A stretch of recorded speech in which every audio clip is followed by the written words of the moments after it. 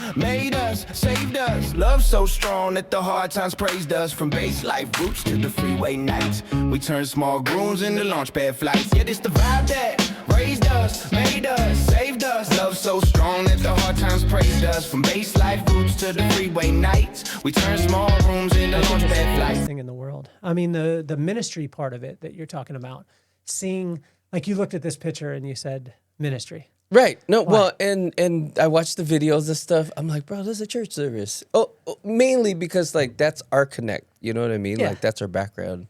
Like, that's how we met. Well, but that's what you're doing, bro. You're running church. I think it's, I never thought about it that way until you just said it. You know what I mean? Yeah. I remember our time when we got to hang out and we did some whiteboard stuff, just quick whiteboard stuff. Sure. And I noticed that at the time, it was almost like I could feel you growing. I don't know if you could feel that, but it was almost like you were, my pops called it Baby Huey. Yeah. He would look at Yeah. it. He said there was a guy that I worked with, his name was Bo.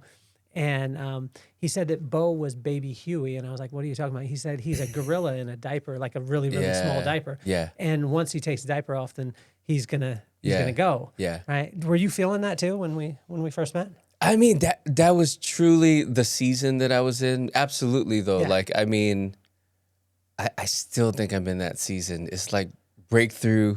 I'm wanting that next level, and it's, I don't know, man. I'm not there yet, but yes, absolutely, because it was a new way of thinking about things. How do you deal with the patience part? The patience part? Yeah, the patience of, like, you know that you want something, right? You feel it inside your soul and inside your heart. You just said next level. That's what you just referred to. Yeah. How do you deal with the patience of the in-between? Because most people have a real big challenge with that, and they almost get frustrated in the in-between, and then they stop the mission that they're actually on. The patient, how do I deal? Well, so the way that I'm built, I think I think through it, and I mean, like, the biggest learning curve in the last 10 years is to get into my emotions and the feelings, you know what I mean? Uh-huh. And so I think there's still that fear, and I just don't know how to process it. Like, I don't know how to process it emotionally. Like, I can think through it. So, like, I'm getting better. I'm learning. I'm trying all the things cognitively. Yeah. But it's not, it hasn't, I think the breakthrough is like an emotional break. Like, not to be emotional about it, but like to own it as, like, this is who I am. What's the difference? Like, for a person that, I mean, you're massively educated. I have, you got the doctor That's in front exactly of you. it, right. I got the little letters after my name. Yeah. Is it before or after? Well, you could put Dr. Lem or Lem Usita, EDD. Okay. You know, what is the EDD? My doctor's in education. Okay. Education, just doctorate education. degree, doctoral Yeah, degree? it's an education doctor. I've always wondered about the acronyms, because there are the different ones that run through. Yeah.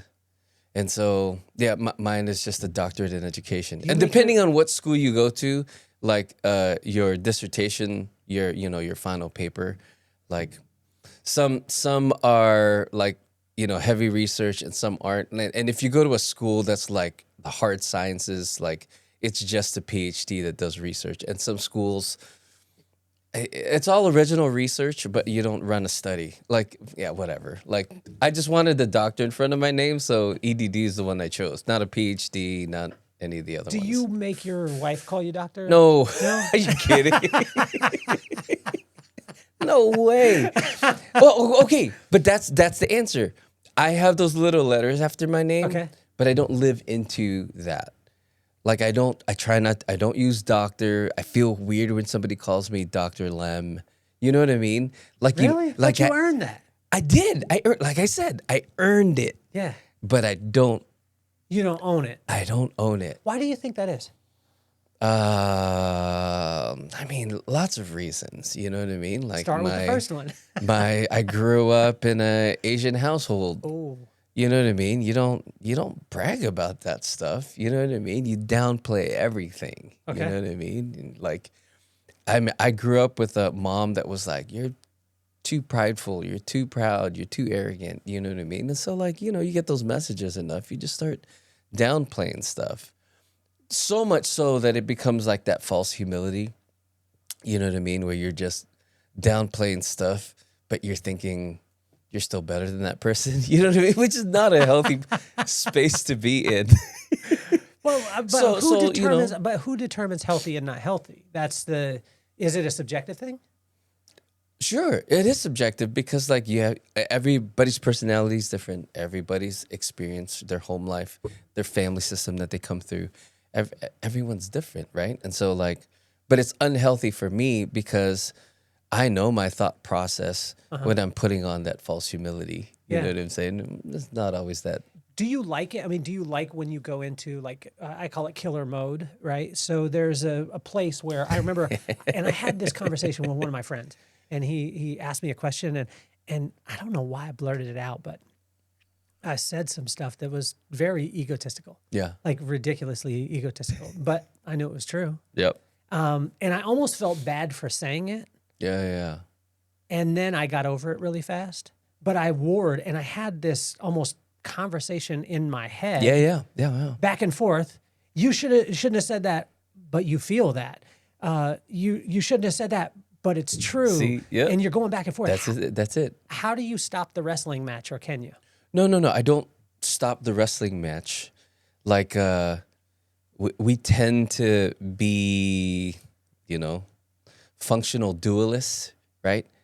Right or wrong, good or bad, left or right. Like, like if this is happening, then I got to stop it in order to be this, right? If I'm being bad, I need to stop being bad in order to be good, right? Okay. So the dualism of those two things, it's either this or that. Yeah. What I like is tension. You know what I mean? So the tension of, yes, this is who I am, which is good, but like I'm being pretty arrogant, which is bad. I don't try to get rid of that. I just try to live in the tension so that I can be both. You see what I'm saying? Like the tension allows you to be badass, but it also allows you to not be an ass. It's the best way to put it. You know what I'm saying? And so if I live in the tension, because that's life. You have both of those things, and we try to get rid of things in our life that like you can't get rid of. You can't get rid of that because, you have a sin nature, you're arrogant, you know what I mean? Yeah. One day in heaven, all that be gone, you'll be a glorified body, like you can live in your true self, you know what I'm saying? But until then, we're wrestling with the tension. And I think a lot of people get stuck in I need to not be bad in order to be good, but then bad is still there. So learn how to live in the tension of good and bad so that you can be good and control bad. Does that make sense? And then people get into the mindset, they're like, well, that's just who I am. And then they excuse it because they can't get rid of the bad. They can't get rid of that. Where that's not even the situation at all. Like live in the tension of these two things so that you can be both. You can have both and highlight the one and control the other. Do you think that it's conditional and environmental then? Like, because what you were just talking about is, having growing up in an Asian family. What Filipino. Filipino. Okay. I know we talked about this before. Yeah. And especially Filipino mom. I understand. Asian mom, man. Not that I grew up with a Filipino mom, but I had second moms and third moms that were Filipino. And brought the house down. You know what I'm saying? Yeah. How much of it is conditional and environmental as opposed to born in, where a person says, hey, this is who I am? I always argue that because if you took a kid, this is just my thought, but I don't have the initials after my name or before my name. Yeah. But if I took a kid and I put him in the Bay Area, raised him in the Bay Area, they're going to have a predisposition towards tech, towards... that if I put them in New York, professional, I put them in New York, they're going to have the predisposition towards real estate, finance. Sure. I put them in Southern California, they're going to have the tendency to go towards action sports, surfing, things like that. So how much of it is, I was born like this, and can you create Frankensteins? 100%. You can. So it's both. You're born with it. You can't get rid of family systems. You can't get rid of birth order, you can't get rid of your personality, you can't get rid of any of that. Yes, you have that. But back to the tension thing. You have that, but then you also have drive and passion, and so live in both of it. You see what I'm saying? It's not one or the other. Like if you live in the tension of both of those things, you can use both of those things in the way that you want to use them. You see what I'm saying? Like we need to get away from that dualist. Like it's one or the other. It's not one or the other. It's the tension of both that allows you then to either live in both or live in neither. But maintain the tension so that you can use it the way that you want to use it, or use it to to a way that benefits you and other people. So one of the tensions, right? So we were talking about it before we started. You showed me a book. It's actually sitting right over here. Yeah. This book is actually, if we look at it technically, okay. Now it's called Manga Messiah. Manga Messiah. It's a graphic novel. Graphic novel. Okay. Yeah. But this is the story of Jesus. If we look at that graphic novel, yes, sir. In some countries, it's actually illegal. It's a crime. Okay, it's a crime. But because of a technicality, it's not a crime. It's not. This is living in the tension. Yes. Because in that country, you're breaking the law. Yeah. But in your heart, you're not. Yeah. Yeah. 100%. And this thing tells us this is what we need to do. So so I take a 4-year-old. Yes, sir. Right? And I say, hey, I'm going to take this book into another country. Yes, it's going to do good. Yes, sir. And then they say to you, but it's against the law. Yeah. And you say, but it's good. Yeah. What are you teaching the kid at the time? Okay. Not the person who's receiving it and getting the great message, but the 4-year-old that's hearing the I love how philosophical this gets so fast, so early. I haven't even finished my cup of coffee yet. Okay, so there's a couple of things that you're asking that my mind goes, when you're dealing with a child, right or wrong, black or white, works. Because cognitively and developmentally, that's where they're at. So we teach them right or wrong. When I was a child, I acted like a child, behaved like a child, I thought like a child. But when I became a man, I put away childish things. The thing is, we take some of those childhood thinking, this is part of identity development, stuff we've been talking about, and we continue that dualist, very right or wrong, good or bad, left or right thinking into our adult mind. And when you grow up, when you become an adult, cognitively, all of that changes. You're able to hold things in tension, right? You're able to think you're able to think maturely. And so for a child, if it's like for my child who's 2 and 3, like it's definitely right or wrong. You do this, don't do that, right? Okay. Because that's where they're at developmentally. And then as you mature and as you develop cognitively, you're able to hold things in tension. So I share all that to say, yeah, absolutely. Like it's illegal, but we're called by God to go into all the world, preach the gospel. Like that one trumps. And the scriptures actually talk about there's man's laws. Follow it, pay your taxes, do all your things. But there's also God's laws, right?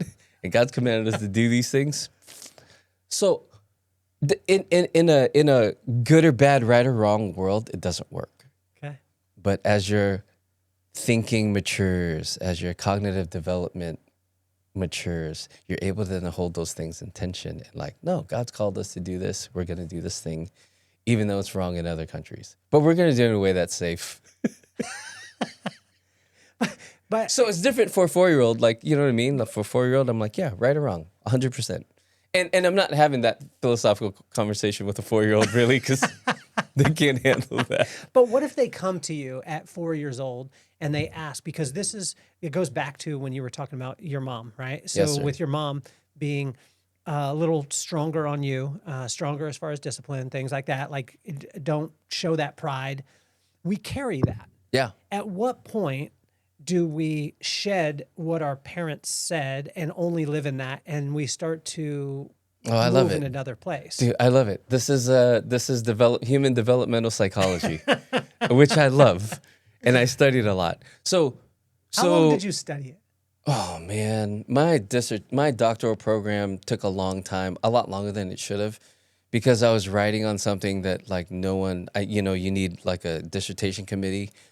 and nobody wanted to take on the topic because it was a little too new and too like, we don't know what this thing's about, you know? Well, it was in the early 2000s. Yeah, that you early did, 2000s, and yeah. you were talking about phones, and you were talking about Online, technology, being online, all you that know, stuff. yeah, and nobody was like, we don't know about this stuff, so nobody. So it took me a couple of years We were just to still get a dialing committee. up. Yeah, yeah. We were still bong bong Yeah. bong on AOL. I did a DVD. search.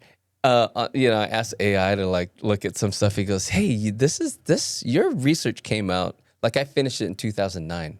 Like, you know, the impact that being online has on your identity. Anyway, like no one was thinking about that stuff back then. So it took a while to do that. Okay, back to the human development psychology. Yeah.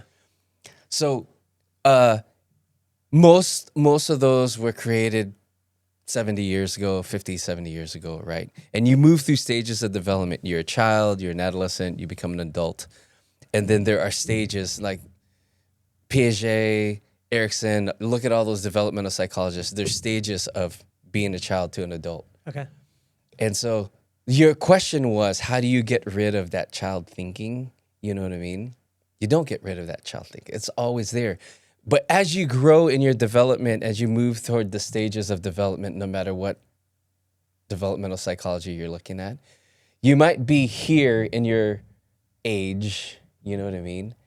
But because you've gone through all of these stages, you revert back to, sometimes you revert back to the previous stages because of environment, because of the situation that you might be in. So you don't ever get rid of the boy inside of you. You know what I mean? But sometimes you get into the situation where that boy tells you what to do, and the man on the outside like looks like a 50. Well, I don't know how old you are. I am 50. Way to go, man. I'm here. I'm here. But the generic 50-year-old man, you know what I mean? And so like people revert. See, and that's the thing. You don't ever get rid of that child, that boy inside of you.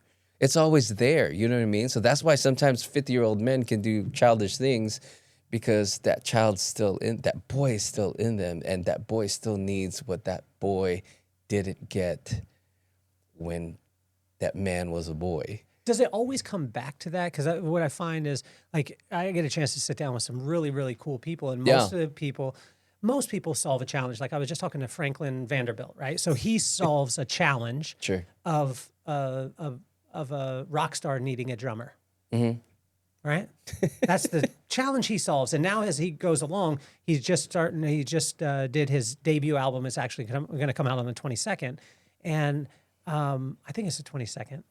The single drops on the 22nd. But he solves that challenge. Yeah. Most of the time, people who solve a challenge Yes, sir. had that challenge in their life. Yeah. And it wasn't solved for them. So Yeah. they became the solution. Yes, absolutely. Is that always the case? Well, the developmental psychology says sometimes people just can't break through that, and you get stuck in whatever stage that you're in. I mean, you still grow and you look like a 50-year-old man, but some people never fully adolesce. Some people get stuck in those stages. So yes, breakthrough is possible with help, with mentoring, if you got the drive and the passion to do it. But a lot of people get stuck in their development, and that's okay. Like, help them be the best at that stage of development. How can you help a person to be able to break through it? Because I find too, there's a lot of times where, say a person with you that comes to you for help. Like I was watching your video, and everyone needs to watch your video and then watch the series on it. But a lot of people, Lem, want to watch your video and then just become you, or have you do the work. Yeah, exactly. And they don't want to do the work because it seems like a pretty simple thing. I met a woman named Michelle the other day, and she lost 173 pounds. And I said, "Oh my gosh, what's the secret?" She said, "No secret. Calorie deficit. Move your body. Stay consistent. That's it." Yeah. And I was like, oh, "Well, no." And she said, "Everyone asked me for the magic beans. Yeah. Everyone asked me, not when they ask how did I lose it. They weren't actually asking how. Yeah. They were asking, no, I want to lose 173 pounds today. Tell me what to do now. I want to be you. Yeah. I want you to do the work." Yeah. So when a person's breaking through, how do you help them to continue on the work, not just get the aha? Yeah. There are, depending on which theorist you look at, because each one of them deals with, cognitive, psychosocial, they just deal with different avenues, different like aspects of it. But at the end of the day, it's all the same. And I love that you talk about the Bible and you spend time in the scriptures. So I'm just gonna throw out scriptures. Yeah. You probably throw it out a lot more than me. And what I realized recently was God was dealing with me on it, where I don't memorize it really well. I memorize some of the things. Yeah. But I really felt bad about this. It was that tension that you're talking about. Okay. So I was Okay. like, if you memorize it, good. no, if you don't memorize it, you're bad. And then God let me know at that time, he said, I don't want you to memorize it because then you won't come to me every day. Yes. Have the Holy Spirit bring that to mind because that's his job. You know what I mean? To quicken you. Anyway, back to the answer. Yeah.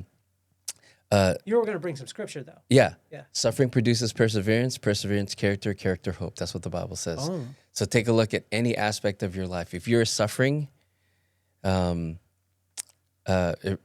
suffering is what forms you. Suffering is what changes you, right? So the positive, trajectory is suffering, perseverance, character, hope. But then you can also suffer and then just get despondent, right? Or just sit in the suffering and not change, and it leads you down a different path. You know what I mean? But the suffering is the key. And a lot of people look at suffering in that dualist mindset, like it's bad. But suffering can also be good because it's the thing that brings perseverance, character, hope.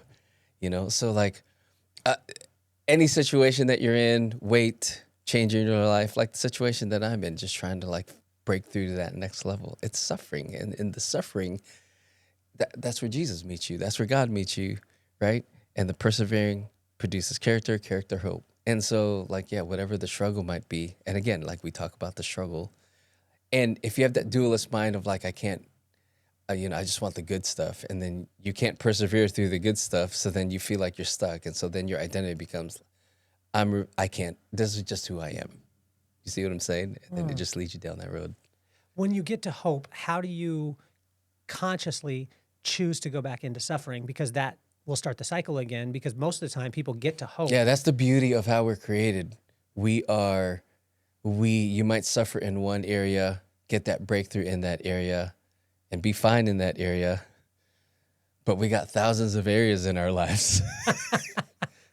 So just because you figured out the suffering in weight or vocation or an idea, that doesn't mean you also are a son to somebody, and you're also a dad to somebody, and you're a spouse to somebody. There's countless other sufferings that you're going through that you need breakthrough through.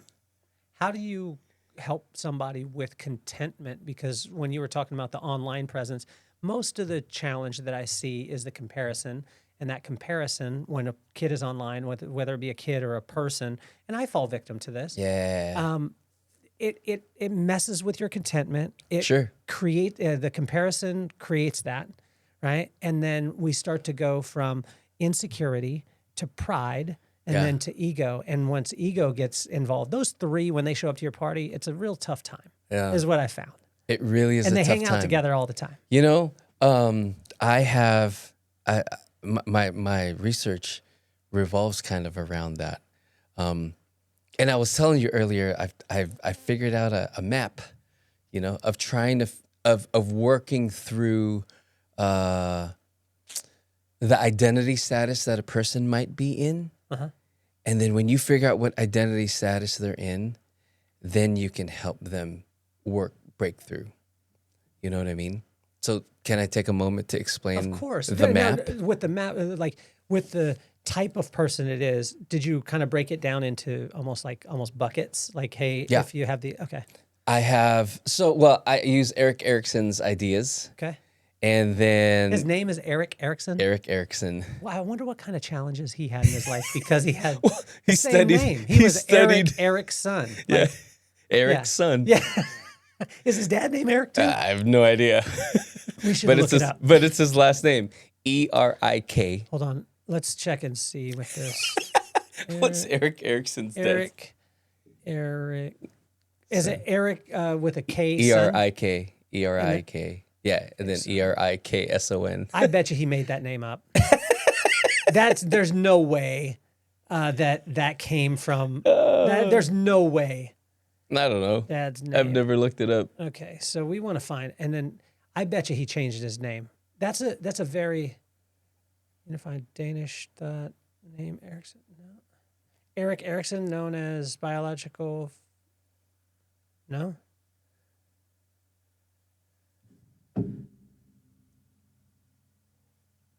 Yes. When was he born? 1902? Yeah. Was it 1902? Was he Yeah. a physician? Yeah. Okay. So He did some crazy experiments with his kid to try to figure out human development. yeah, he looks like Einstein. Have you seen him? They all looked like that back then, Yeah, man. I mean, I wonder if that was the look, if that was like the trend. Yeah. They were like, when they went into Yeah. the old school barbershop and they were Yeah. like, I want to look like Einstein. You know, I love because they it. couldn't have had a picture. Yeah. Well, in 1902 when he was Yeah. born, do you think they had the picture or they had the Maybe. flashbulb? I mean, they did. They definitely took pictures way before then, but so I don't know. I don't know. They're carrying them around in their wallet though. Yeah, they're That not. was like a big thing. To have a picture. Yeah. You need to have access. Okay, take me back to the buckets. Here's the buckets. Eric Erickson. Eric Erickson came up with these ideas originally, and then this guy James Marcia, created, updated it. Okay. But Erickson says your identity is being formed when you explore and you make commitments. Okay? So you do these identity experiments and you explore your identity, and then the idea is you hit an identity crisis, and you're like, oh, this is not me. And so you put that identity aside and then you continue to explore. But when you hit those identity crises, it helps you it hones in the identity that you want, that is actually who you are. And then you make a commitment to it, right? I'm a basketball player. That's my identity. That's who I am. And then I grow up and I play basketball in high school and I'm okay in high school, right? But then, you get my senior year, I was one of the shortest guy on the team. You know what I mean? And even though my basketball player was one of my identities, my identity crisis was like, I'm pretty short and I'm pretty small.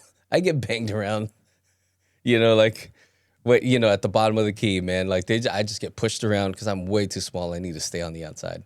So that my identity crisis was like, yeah, I'm no longer a basketball player, right? And I stopped playing basketball at high school. But I had the volleyball player identity. And there's this magical net that allows me to just, trash talk the person across from me because he's not pushing me, right? And I could jump and I could spike. So I played volleyball in college, even though I was short, and so that identity continued on. Like take a look at any kind of development in a child. Like purple dinosaurs are a thing for little children, right? But most parents will say, oh, that purple dinosaur is not real. That's not what you're supposed to say. You're supposed to continue and encourage purple dinosaurs until that kid gets to the point where like, oh, yeah, there's no purple dinosaurs. Like when they come to it on their own, it sticks. You know what I'm saying? But when you're telling a child that there's no purple dinosaurs, they don't believe you and they want to rebel against that. Are you seeing the principle here? Uh-huh. Like when you have a teenager and they're trying, and the teenage years, adolescence is when a person is exploring identity. So like 1 week they have this look and another week they have a completely different look and they're listening to one kind of music, one genre of music this 1 week and they look like that. And then the next week it's completely different. Is there any kind of music that it's okay to stop your kid to listen to? I would say no, as long as you're in conversation with your child about it. Really? Yeah. Let them explore it, but be in conversation. That's the key. Have the mentoring piece there. You know what I mean? Okay. Be in relationship with them. Because that's going to be kind of tough, though. I mean, there's some people like that when I listen, when I see a kid and they have the my dad, I hate my dad bangs. You know what I'm talking about? That they're peering through. We talked about this in the last episode. They just got out of Hot Topic and they're coming out. You know what they're listening to. If you stop them when they're living at your house, ooh, when they leave your house, they're going to continue on that trajectory. Damn. So you want them to do it while they're in your house and they're under your care and you can mentor them. And you can just talk about it. Yes. Yes. You know what I mean? Because once they leave, that's a thing. It's a thing with phones, music, ideas. Marcia, the second theorist, says you can explore in the realms of ideas, relationships, and vocation. Like you explore in all of those things, figure out your identity, and then you make commitments to things, right? Yeah, so Marcia then comes along and it says there's 4 identity statuses, okay? And the first identity status is diffusion. No exploring, no commitment. So this kid's just drifting. You know, this is the couch potato kid. This is just the kid that like, you know, what you learned today? Nothing. You know, like what'd you do today? Nothing. You know what I mean? Like how is all the one word answers? Like no exploring identity, no exploring sports, no exploring activities, and just like no commitment. Right? You can picture this kid. When you're in high school, you know what that kid looks like. Then there's a kid that is constantly exploring in the realms of ideas, relationships, or vocation. Right? They're exploring. I love kids that explore like anarchy. You know what I mean? Like, oh, I'm an anarchist. Let's gather together and, you know, study anarchy. That doesn't work. You know what I mean? If you're about anarchy, you're not gathering together to talk about it. You're just like doing the thing. But like anarchy or the Bangs or Slipknot or the music or whatever. You know what I mean? They're just exploring all of the things, but they're not making any commitment to anything, you know? And then there is the kids that make strong commitments but haven't explored. This is most of our Christian kids. Ooh. I am a follower of Jesus and I'm a Christian, but they've never explored what that looks like. You see what I'm saying? That always turns out, I'm not always turns out, but we used to joke and say that's the type of girls we want to hang out with.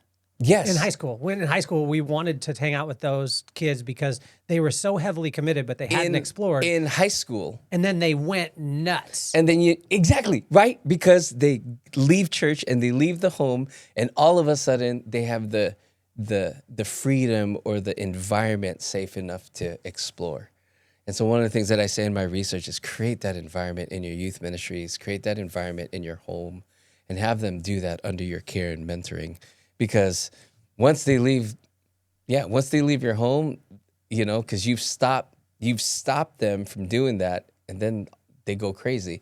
And so like the researchers in church are like, they're all leaving the church. And I'm like, yeah, because you didn't create that safe environment for them to explore their faith. How do you sell that to, you know, because I would say to parents? Well, not only to parents, but to organizations, because a lot of the organizations would be like, you're going off, what are you talking about? You're going to have all these kids explore these things that that don't fit into our belief system. Yeah, there's going to be I have an answer to that. There's going to be a tension. John Maxwell talks about the law of the leadership lid. Mm-hmm. You can only lead a person to where you've been. You know what I'm saying? So if you're level 3 leader, you can only create level 2 or level 3 leaders. If you're level 8 leader, you can't create a level 10 leader. You've never been there. So do you believe that 100%? Here's how I'll answer that. I kind of do. Because if What about the coach? What about the coach that wasn't a good basketball player? That was mediocre, like Phil Jackson. Yeah. Mediocre basketball player. Not mediocre, but he wasn't Jordan. He couldn't physically do it, but up here he had it. So you can so the person with more skill, right? Uh-huh. So maybe the coach didn't have as much skill as the player, but the coach had more.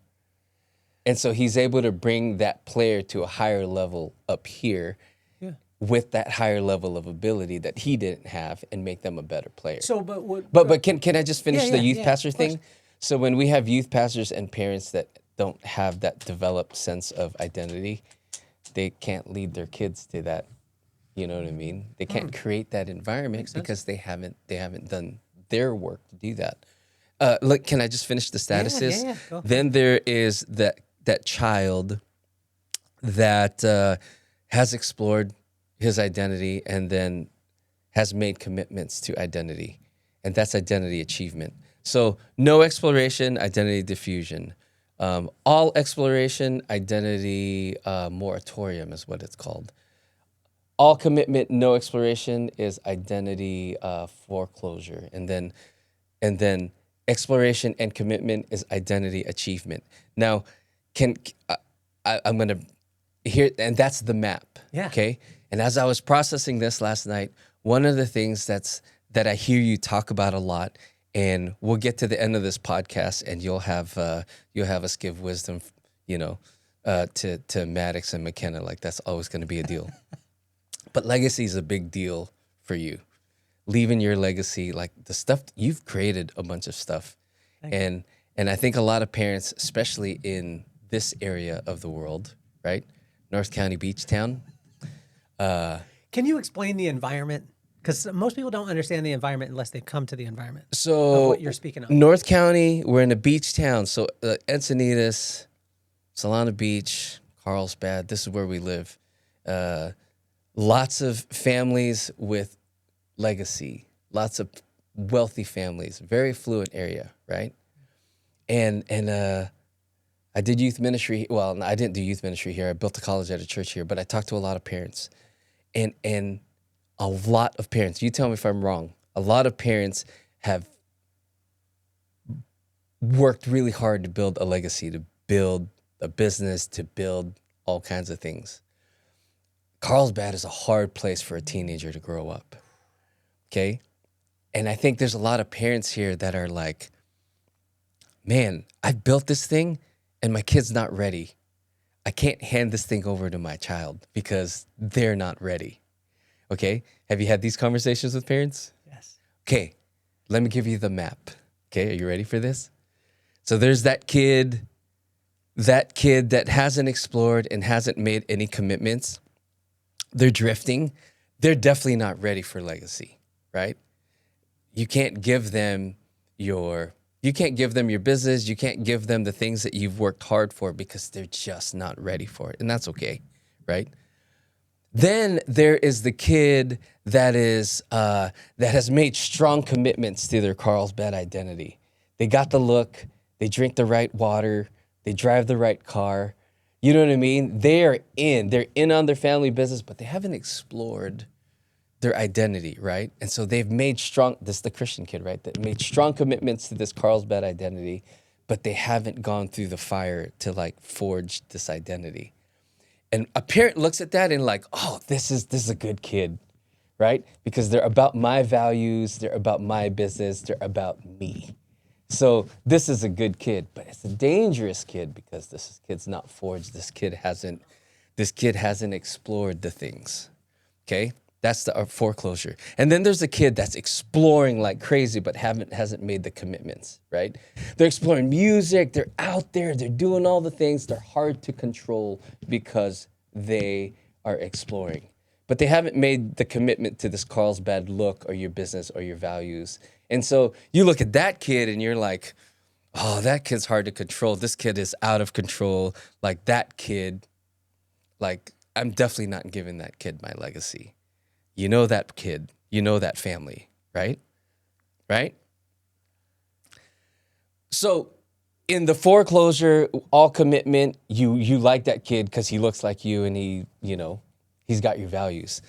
And then the moratorium kid is exploring like crazy, but he's out of control and he hasn't made any, commitments. And so it's counterintuitive because the kid that looks like you, once he gets the opportunity to explore, he's going to get rid of all of that and go figure that stuff out of your control. They go off to college and go do the thing. And the thing is, most parents with legacy think that like that's the kid that's on the right track. But honestly, the kid that's exploring that hasn't made those commitments yet, they're actually further ahead on it because they're forging their identity.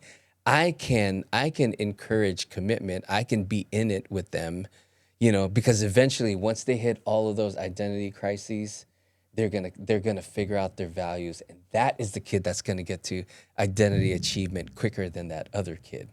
You see what I'm saying? But like in our minds, we're like, the one that looks like me is the one that I'm all in on this kid. And then they give them the legacy, and what happens when they start exploring? They just blow it all, and like they're like, what happened to this kid? And so it's really counterintuitive, because it looks like you and it feels like you, but it's actually further away from you. That, you know, they're in identity development, and the kid that looks like they're just out of control is actually closer to you, and it's actually closer to that identity achievement where you can give your legacy. This is a problem for North County beach families that have legacy and wealth and are affluent. And the reason why I know this is because I talk to them and I listen to them, and I'm like, man, this is a big deal. And here's the deal. Like, there's all kinds of avenues for you to figure out finances and figure out legacy and to figure out your wealth. There's avenues for all of those things. But no one's talking about, like, well, what do I do with my kid? Because I want to raise a kid that I can give my legacy to. You talk about this every single podcast. Like, I don't know if it's a weight or burden on your heart, but I think it is, because you're like, okay, how do I set up Maddox, right? To own and run and just steward all the stuff that I've built. Tell me I'm wrong, or tell me where I'm wrong. No, I don't think that you're wrong at all. It's a incredible thought process, and I haven't consciously thought of it. But I think, like, a lot of parents and a lot of families around these parts struggle with that, and I'm like, this is the map. Like, if you had this map and you had these categories to think about your kids, like, how do you assess a kid? Like, when you take a child, right? So you take at what point do we assess them? And, say at what age? How do we assess them? And then how do we start to either course correct or Yeah. Okay, can I break down that question? I love that question. Yeah. Because the true answer to that question is you start when they're 2. You know what I'm saying? Yeah. But, like, most people don't think about their legacy when their child's at 2. You know, they start, like, it's in adolescence where you start seeing the, like, oh, what's happening to my kid? You know what I mean? And that's when you start trying to figure those things out. But truly, honestly, you should have started at 2. So I'll just throw that as a caveat. I think that's like retirement too. Yeah. You know? Like, yeah, you're not thinking about that stuff. At 2 years old, the retirement side of it. Yeah. And I guess as I start to think about it, I don't know that I want Maddox or even McKenna to take over what we've done, but yeah, it's not really about the business. It's about the legacy Absolutely. of your name. It's about amazing. the legacy of that's a lot the of pressure family. for a kid. It's a lot of pressure, especially in Carlsbad, because there's a look and there's a feel, and you have a neighborhood. And there's a thing that There's you have a to have. thing. You got to have a thing. And if you, I even find it with youth sports. If you play soccer, everyone's like, okay, I'm going to get you a coach. I'm going to get you a speed coach. I'm going to get you this coach. That's and a then lot of you're gonna pressure play. for a child. You know what I mean? Do you think it takes the fun out of it for the kid? It depends on the kid, right? Some kids are built for it. Other kids aren't, and they're just enduring. So it depends on the kid. Where does when you say they're Oh, built, can I built answer for your it? Yeah, assessment yeah. question? You can assess it anytime. One of my other, How like, quickly can you assess it?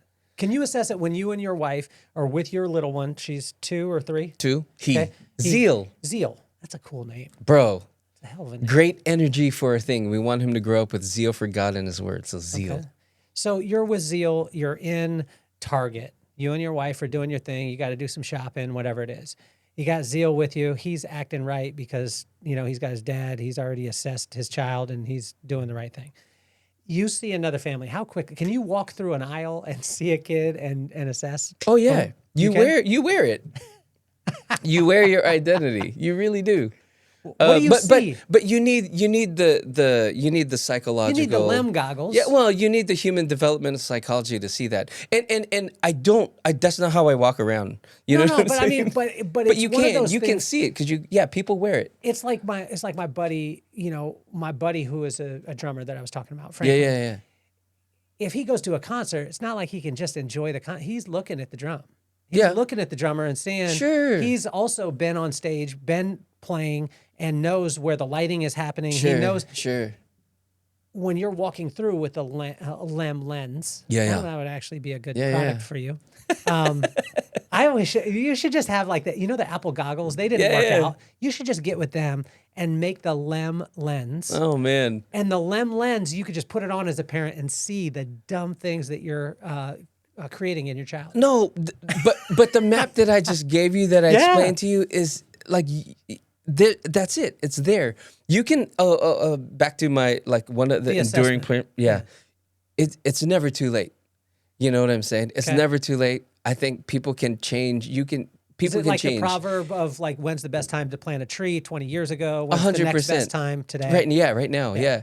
So like, it's never too late. I actually created an assessment. I took the tool and I don't have, you can use the 50 question tool. I just made a 10 question assessment. I put it on my website and identityspecialist.net/assessment. A parent can take it. It's 10 questions. It takes you a couple of minutes. And you just answer all these questions in light of who your kid is. It spits out, are they diffusion, moratorium, foreclosure, or achievement? And then when you got the category, and again, this is not magic, but when you got the category, then you know the conversation to have with your child. I am going to guide exploration, or I'm going to encourage commitment. And exploration and identity can be stamps. It can be surfing. It can be airbrushing. It can be whatever. Stamps? Because the point... I'm just kidding. No. And the reason why I highlight that is because... Did you collect them? I did, growing up. Did you play basketball and then volleyball in college? Yes. No, I didn't play basketball in college, just volleyball. But you played basketball in high school. I did. You described yourself when you were telling the story. 100%. That's me. I was wondering. Yeah. Because most of the time, all my Filipino brethren are phenomenal at basketball. Like crazy at basketball. But they're short. So you know what my buddy did? His name is Hannibal. It's a big shout out to him. He's got a bunch of siblings, as my Filipino brethren generally do. Yeah. But they had a basketball court, and they had a double wide mobile home. The driveway was enclosed. So they didn't drive in there, but they made a basketball court that's there. awesome. So they did it. The basketball court was straight up from the wall, right? So you couldn't really do a layup and follow through because you hit the wall. Yep. But what they did is you would run, push 1 foot off the wall, jump up and dunk on the 10-foot rim. You figure it out, man. Do you still have game? Oh, you still got game? At 50, I can still run. No, but you still got game? Basketball? Still got a little handle? No. You got no shot? No. Nothing. I broke my wrist in my 20s. Sounds like an excuse to me. And I took off my cast because I couldn't wait. And you played? You played ball during the I just time? didn't want to have a cast. And then 20 years later, I needed surgery on it. And so like the wrist. You got no. Yeah, the wrist doesn't work super Nothing. great. But I can spike still. You still got you. I saw your hands though. When you put it up, you still got it. Yeah, I took my kid to Sky Zone yesterday, and You were shooting. there's a basketball. Out of 10, how many you make? Oh, 2. 2. Were you a 3-point shooter? No. No. I was fast and I could jump, so I could pass the ball. I could get the ball in the scorer's hands. Like that's what I did in high school. When you're assessing a kid, how do you stay away from? I've become conscious of this when I'm talking with Maddox a lot because he'll be going through something, and I even experienced this on my dog walk this morning.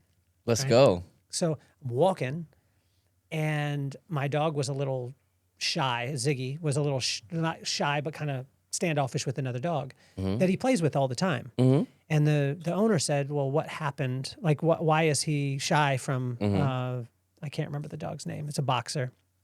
And I said, "Oh, well, when he's on a leash, he got attacked by 2 bulldogs, and it was bad. Yeah. And ever since that, when he's on a leash and the other dog is, he has a tendency to cower, but when he's off the leash, he's so fast he can run and do his thing. Yeah.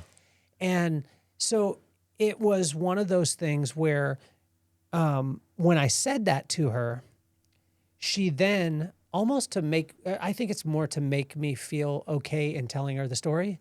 She told me a story about what she had gone through.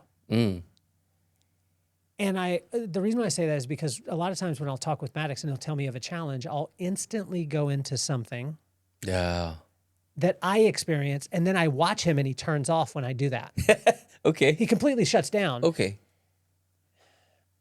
how do you relate to a person without making it about you? Because as a human being, well, I don't think we're doing it in a nasty way, but as a human being, if you say, oh, I stubbed my toe, and I'll say, oh, no big deal, Lem, I stubbed my toe the other day, and now I just made it about me. Yeah. You shut off because now you're not being able to continue to tell your story. In this connection point, when you're, whether it be with your kids or whatever it is, how do you work that muscle where you continue to make it about them, where they're being heard as opposed to turning it on to yourself? First of all, go back to your podcast, episode 179, where that's the first time I was on your podcast. 170. You know what today is? 700 something? 96. 796? 796. Shoot. And you know you're in the top 10. I told you. You're in the top 10 most listened to Which is episodes. insane to me because you've had champions on here and Grammy. Oh, it's insane. Grammy award-winning artists. I mean, you were in the very beginning. It was so great. We were downstairs. Like you came in and you were looking for that place. We got to come up here. We changed the studio. But you believed in it very early on, which is awesome. So go back to 178. Go back to 179, and we talked about listening with your heart, you know, and like being with them on that heart level. See, back to the first thing that we talked about. We can do it here easily, and we hear the thing, and we try to fix it, and we try to like connect to it. But when you're listening with your heart, like, you know, you're not trying to outdo the other person. I mean, yes, you can, but again, like the maturity, when you get older, when you're an adult, you're able to hold those things in tension and hear them and process like, okay, this is the way that I'm going to connect with them, but I'm going to connect with them on that heart level and just create that space for them to feel safe to tell that story. I mean, first of all, it's amazing that a child would be willing to sit with you and tell you about their day. Second of all, it's amazing that a parent can do that. So like props to you for like creating enough of that safe space for your child, you know, and you to have that conversation. But like you said, like when you can listen with your heart, go back to 179, we talk about all of that. You know, it helps you to just be there with them. You know what I mean? And back to the thing that we're talking about. It's not just get out of the cognitive, be in the tension of both of those things, and then sit in the tension that he's sitting in. Like, be in his thing. Yeah, absolutely. I don't know if this was right, but the other day he had a playoff game. Now, I get pretty fired up, right? Like, I don't You're think a most... passionate guy. Well, I like your grace with me. I don't think that there's a lot of parents in Carlsbad that like me on the football field at all. And you don't care. No, I don't. You know, Which is why they don't like and you. maybe this is we could use this as a session for me.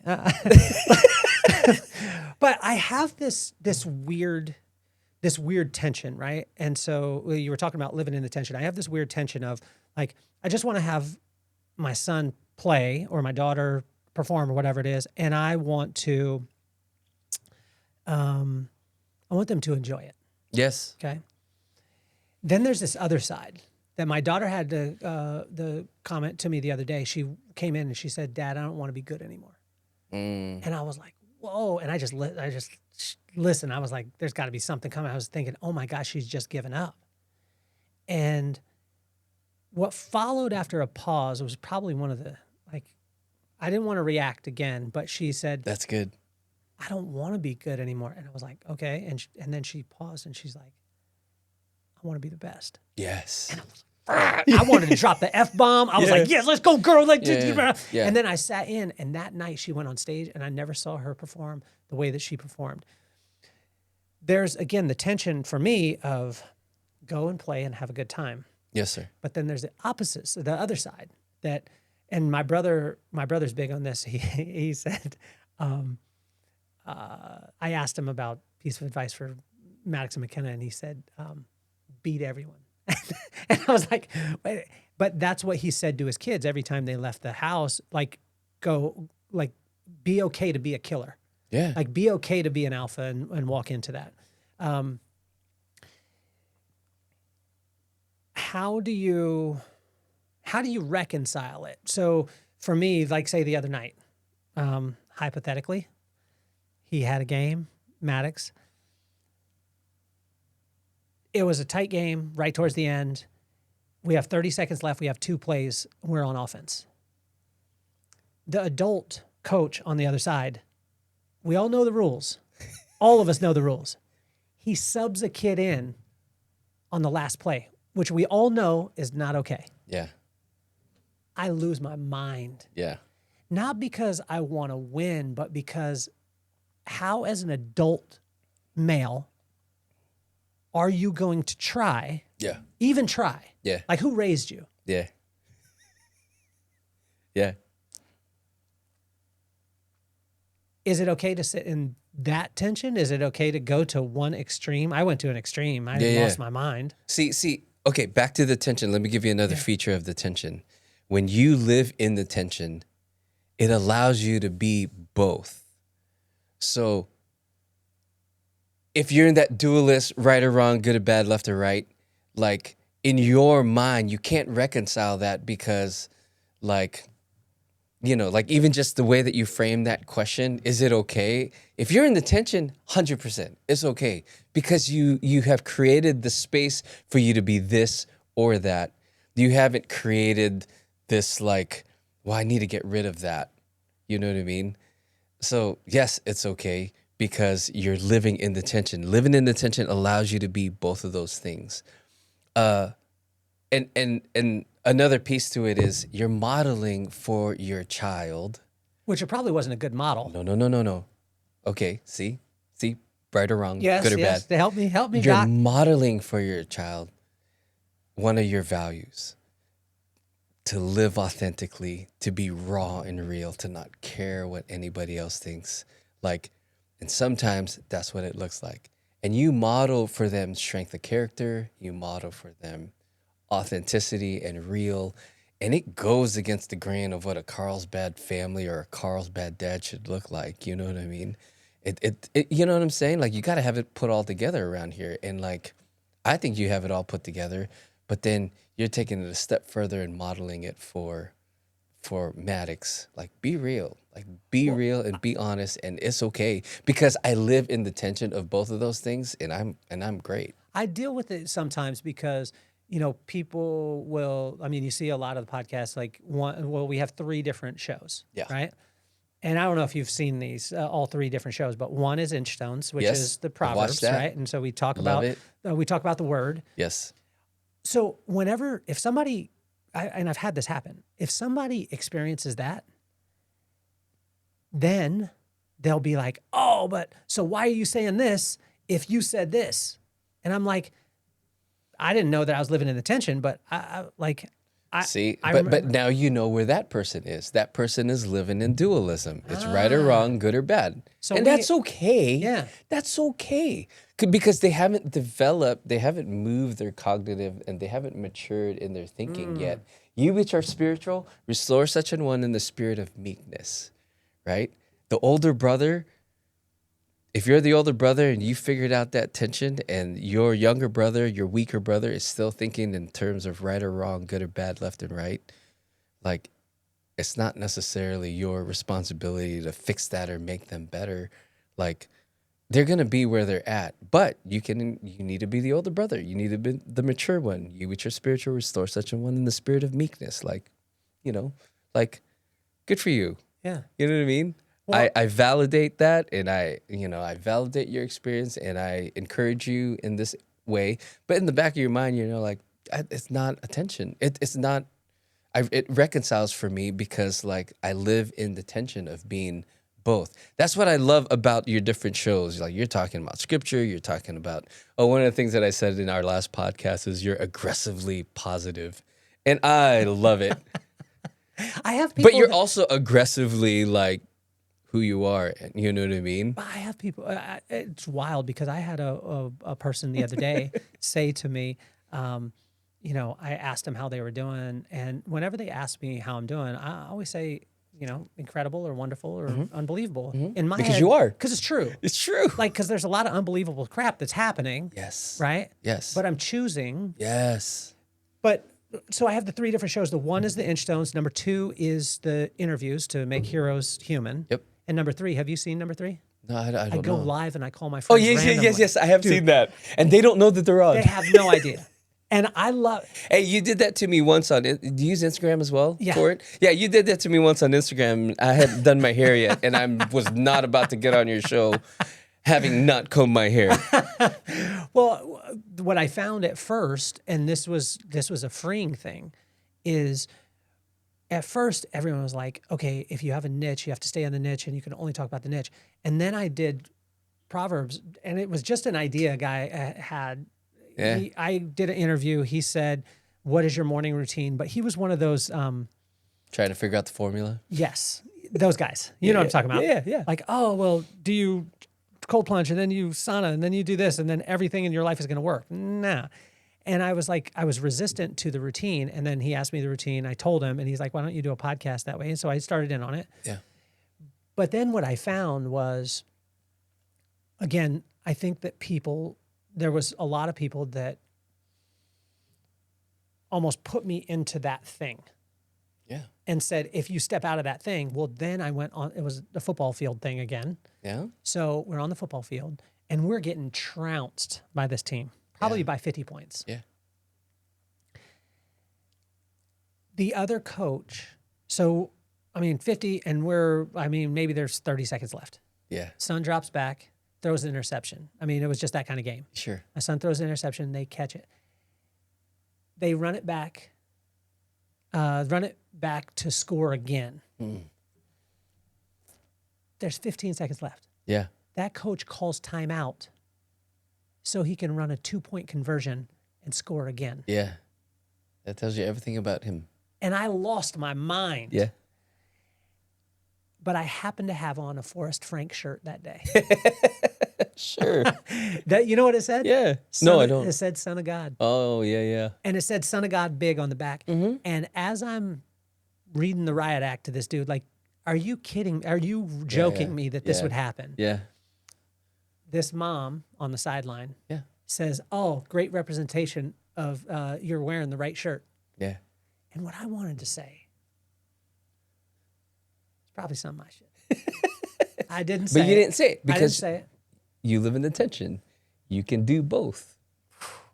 But See, but now you know that question that you were asking me about families and seeing it. Uh-huh.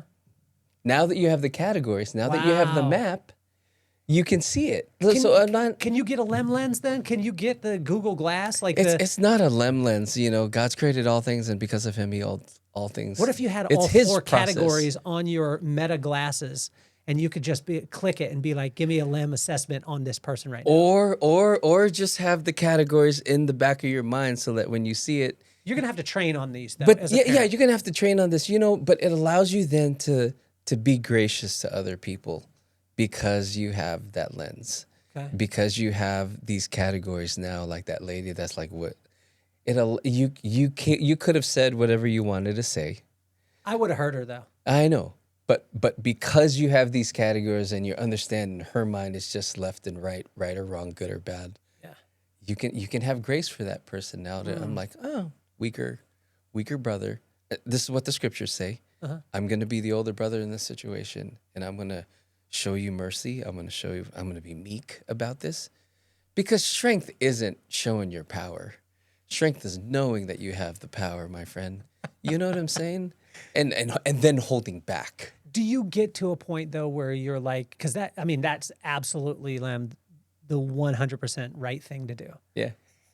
Does Dr. Lem sometimes still be like, but I know exactly what I'm supposed to do, but I'm about to ruin this lady's night and probably ruin a couple 6 months for her, like, because you're gonna say that thing, Yeah. and then we all got a kill shot, right? Yeah, We've all got a kill yeah, shot. yeah. We all got one, and most of the time women have them, and they hold them in wait for the argument that happens. You know what I'm talking about? Your wife has I a kill do. shot. I My do. wife has a kill shot. Is there times where for you that you're like, you know what? I know what's right. I know the 4 scenarios, Yeah. but I'm still gonna wreck your day today. No, I don't live that way. Okay. I don't. You're a better person than me. No. Again, it's not better. It's not better. I have in the past, you know what I mean? Like I'm not gonna say that I've never done it, but I choose not to. Like you said, you can choose to not live in that, you know. And so Yeah. so it's just not my way. So you and I were walking through. I was about to say the mall, but malls aren't Hot really topic. open anymore. Okay, the outside plaza. We're walking through UTC. You and I. Okay. A person is walking towards us, and they're like, "Oh my gosh, that's Dr. Lem." Sure. In passing, you've got to lay out to them those 4, Sure. and you got to do it quickly. Yeah. How would you do it? So we're approaching, Yeah. and you would say, and they say, Dr. Lem, I know that there's 4 categories. I listened to the podcast, but I can't remember them. As we're passing, Sure. tell me them. Tell me him. Yes. Diffusion. Do you want me to explain them or just tell me No, what just boom. diffusion, moratorium, foreclosure, achievement. Okay, diffusion. Explain it to me. Diffusion, no exploration, no commitment. Second one. Moratorium, all exploration, no commitment. Third one, foreclosure, all commitment, no exploration. And identity achievement is exploration is present, commitment is present. Dr. Lem, where do I want my kid to be? Identity achievement. Because they have gone through the fire and they've made strong commitments to your values or their values, you know, because it's become theirs. You know, like kids can take on your values, but when your values become theirs, they've gone through that fire, they've explored it. You want them to be at identity achievement. I think one of the simplest things to do is to coach somebody else's kid. Oh, 100%. I mean, that's amazing because I have no emotional connection. 100%. And don't get me wrong, like this may sound bad, but I love me some kid. Like I love me some my kids. Mm-hmm. I can't say I love anybody else's kids, Yeah. but when I'm coaching, it's almost a switch flips, right? And for me, I think one of the big things, and this is again, it goes back to probably the way that I was taught, is we need to set ground rules right off the bat. Sure. We need to set those parameters right off the bat. Big ones for me are you're not going to call the coach by their first name. You're going to call them coach something, Yeah. coach whatever. Yeah, yeah. Okay, so we're going to establish that. Teach that respect. Second thing that we're going to do is we're going to make sure when coach talks, your eyes are on him. Clamp your lips. Yes. Give me your eyes. Yes. Right? It's good. Third thing is that you're not going to clap back. I don't need your clap back. I don't need any excuses. I don't need the reason why you did it. I don't need to know that your dad didn't hug you enough or your uncle was mean to you. I need you to listen to this. Yes. If you've already done it and you know it, Yeah. then continue doing it. Yeah. If Execute. you haven't, then just make it better. Yeah. I am not, and establishing that I'm not accusing you of anything. Yeah. Although I want you to get better. Yeah. I don't care how many mistakes you make, Yeah. as long as you're willing to make it better. Yeah. And we are going to break this thing down. And what I found with young kids, most of the time, I'm going to break it into 3 things. Okay. Okay. So with basketball, what I did is dribbling with one hand, with the right hand was number 1. Dribbling with the left hand was number 2. Okay. Crossing over was 3. Yeah. Give me a 1, 1, 1, 1, Yeah, 1, yeah. 1, 1. Give me a 2, 2, 2, 2, 2. Yeah. Give me a 3. Boom, boom, boom, Yeah. boom, boom, boom, Yeah, boom, yeah. boom, boom, Okay. boom. 1, 1, 1, 1, 1, 1, Yeah. 1. 2, 2, 2, 2. We're going to pass 3 times before we shoot. Okay. Okay. James Harden didn't obviously hear this. Right? It served him well, Yeah, but, you know. yeah. Well, I don't know if it served him well. He ain't gonna win a championship ever. But you know what I mean? he gonna go a long time with a Yeah, lot of points yeah. and never win a championship. Right. But, Because it was about him. but it was setting those ground rules that way. Yeah. Right? So that's very simple. Although 100%. when it comes to my kids, Yeah. my daughter calls me at 9:00 at night and is like, "Dad, I just want a California burrito from Taco Serrano." And I'm like, "Girl, it is opposite of the way that I'm picking you up. But you know what? I'm gonna go ahead and make sure that that's there." How do you apply this to your own kids, or do you just go out and get? Why don't we just have like? Why don't we just like we bring in coaches? Why don't we just bring in other parents? I got it. Just bring in other parents, man. I got it. I got it. I got it. Let's go back to this tension dynamic, right? There's the tension that you explained about discipline. High discipline, strong discipline, right? You teach the fundamentals, you teach the discipline. But then there's also the fun. And when you're living in the tension of these two things, because McKenna understands discipline, you can have the fun. Now, here's the deal. Like if there's like, if there's a lot of tension, and, like there's a lot of discipline on this side, then you can have a lot of fun. But if there's not that much discipline, you're not having that much fun. You see what I'm saying? Mm-hmm. But stay in the tension of these two things, because that allows you then to have discipline and to also have fun. And the more discipline that you have, the more fun you can have. You see what I'm saying? We need to teach this stuff, man. And you're modeling it for them. So don't, like, you say that scenario like that was bad. You know what I mean? Like that you got that taco like late at night. No, you crack the whip when you need to crack the whip, and you give them a lot of discipline that allows you to have a lot of fun. But if there's not that much discipline, then you're not really having that much fun. Do you think the discipline has to come first? Do I think the discipline has to come first? Yes. Okay. Because we're selfish as people, and we need to learn that stuff. My child's 2. Yeah. I'm trying to train him. And discipline is not spankings or getting in trouble. Discipline is training. You see what I'm saying? So we're just trying to train him. He's not allowed to look at screens. That's how we're prepping him for a phone when he's an adolescent. Okay. He can't look at screens right now. Now, if we're FaceTiming family members, you're allowed to do that. If you're getting your nails trimmed, you get to watch one episode of whatever. But like when we're at a restaurant, there's no screens. In fact, he's the one that says no phones on the table at dinner. He's the one that calls us out on it because we've trained him. You know what I mean? And so like we don't. Is there an age? I know you talked about this in your video, but is there an age, or is it just a like would I say a cognition? Not that wouldn't be the word. Cognition wouldn't be the word. Is it? Do you just have development, like cognitive development? Yes. When I say there has to be how could you use the word cognition? Yeah, cognition is a word. Did I say it right? Like, or how would I use that word? Like, are you saying like, is there a cognitive level, like a developmental that's level? What I was meaning. Yeah. See, cognition is just being able to think cognitively, but bang. I don't think it's cognition. I don't think it's a cognitive thing. I think it's relational. It's heart connection. Back to the emotional stuff, which is what we talked about in the beginning. Because school is set up to teach you how to think cognitively. Yeah. But school, where's the feeling classes or the character development? I would argue to say that most school is to deal with your hands, and this is the breakdown for me in my hand in the things.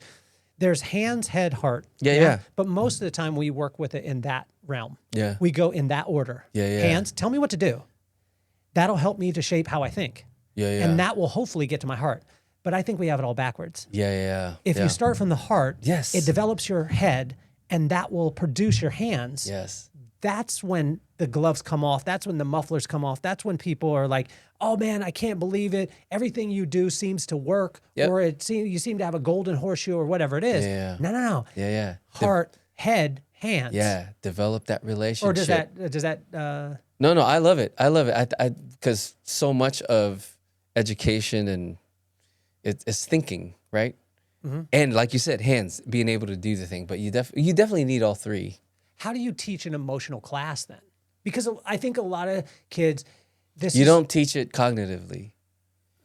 Okay. You model it. You model it. So children up to high school, your main mode of learning is modeling, but our educational system is like cognitive and, like you said, head and hands.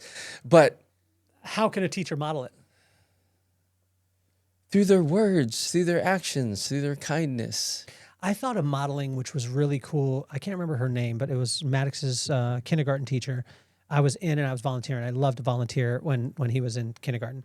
I wish I could volunteer now, but he would be embarrassed of me in 8th grade. So, but I remember a kid went up and asked a question. Yes. And the teacher, gangster, just turned and said, have you tried 3 solutions yet? And the kid was like, no. And she said, until you've tried 3 solutions, do not come back to my desk. Yeah. And I was like, that was some gangster stuff. Because then the kid went away and he was like playing with the blocks or whatever it was. And he figured out actually how to do it. But he knew he had to have 3 tries. Yeah. That was gangster. Yeah. Is that modeling? You know what was modeling? You showing up to that class. But yes, she gave a cognitive answer, and she gave a cognitive answer.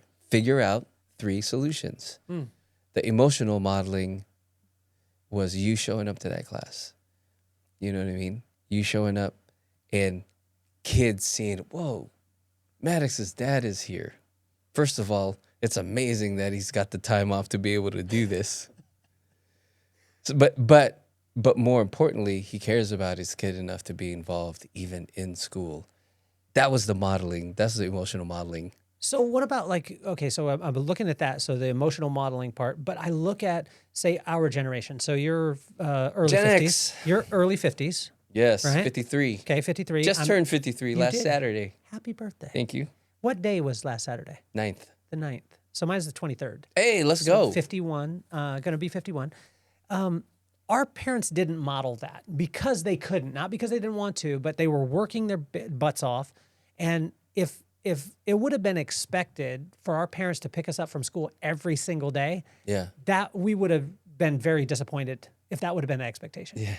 Although what that created was a generation of people that are accomplishing phenomenal things. Yeah. So what would tell us, what proof do we have that us spending time with our kids in class or picking them up from school, all the stuff, we don't have enough data to tell us that actually works? Yeah. Because, that our world isn't built that way, right? Because I don't know what I would have done if my dad, like I probably wouldn't have wanted him to. Yeah. Like I remember my mom asking me when I was in, people hear me talk about my pops, but they don't know dad. Yeah. There was 3 guys Yeah. in one. Yeah. There was dad, crazy disciplinarian. 2 was pops, super sage, wise, loving, make you better at anything. yes. That's why I challenge. Shows up on this podcast quite a bit. Right. And then there was Campa. Oh, okay. And only 7 people in the world ever experienced Campa. And Campa was, because they couldn't pronounce grandpa. Yeah. But Riley, Cameron, Ada, Sophia, Paloma, Maddox, McKenna, those are the only people that ever experienced Campa. Yeah. And Campa, another level. Campa, taking you to the 99-cent store. You get to get 2 things. You get to do whatever. You get to go to he would call it clown food. Clown food is McDonald's because they used to have a clown. You know what I mean? Yeah. He would just, and he was just overarching, wanting to make sure that he knew how they feel and where they were coming from and all that stuff. And Pops was like, he had the mix, right? And then there was Dad that was like, he was all gas, no brakes. Yeah.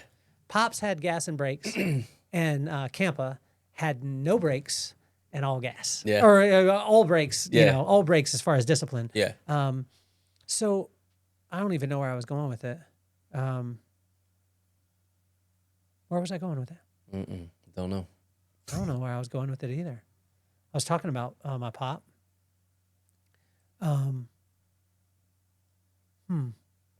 Oh, but when I look at those kind of things, like I look at it in my own business. Early on, I took on Dad. Yeah. And there was a lot of people. I mean, we built a phenomenal business. We had phenomenal people then, and it was unbelievable discipline. Yeah. But it produced the best people. Yeah. It produced the highest producing people. It produced amazing. And then there was this middle part where I started to say, kind of ease up. And what I started to notice was that we had less performers. Yeah. And then I got to a point where I was like, you know what, guys, we got to really look from where they're feeling. And I got nothing. Yeah.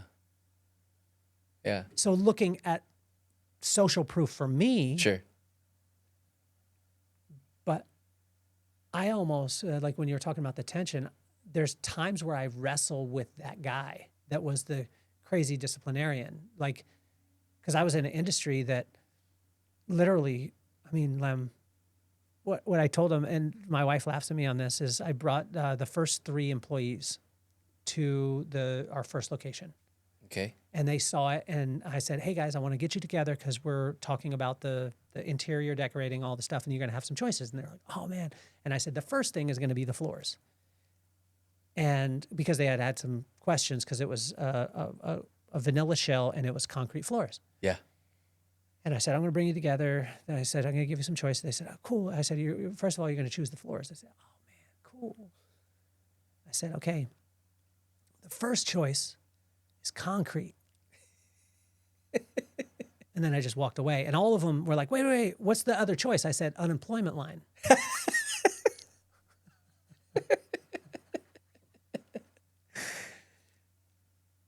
It's funny to us. I wasn't joking. Yeah. You want to work here, you're going to be working on concrete. That's Yeah. it. Like, that's Yeah. how it is. Yeah.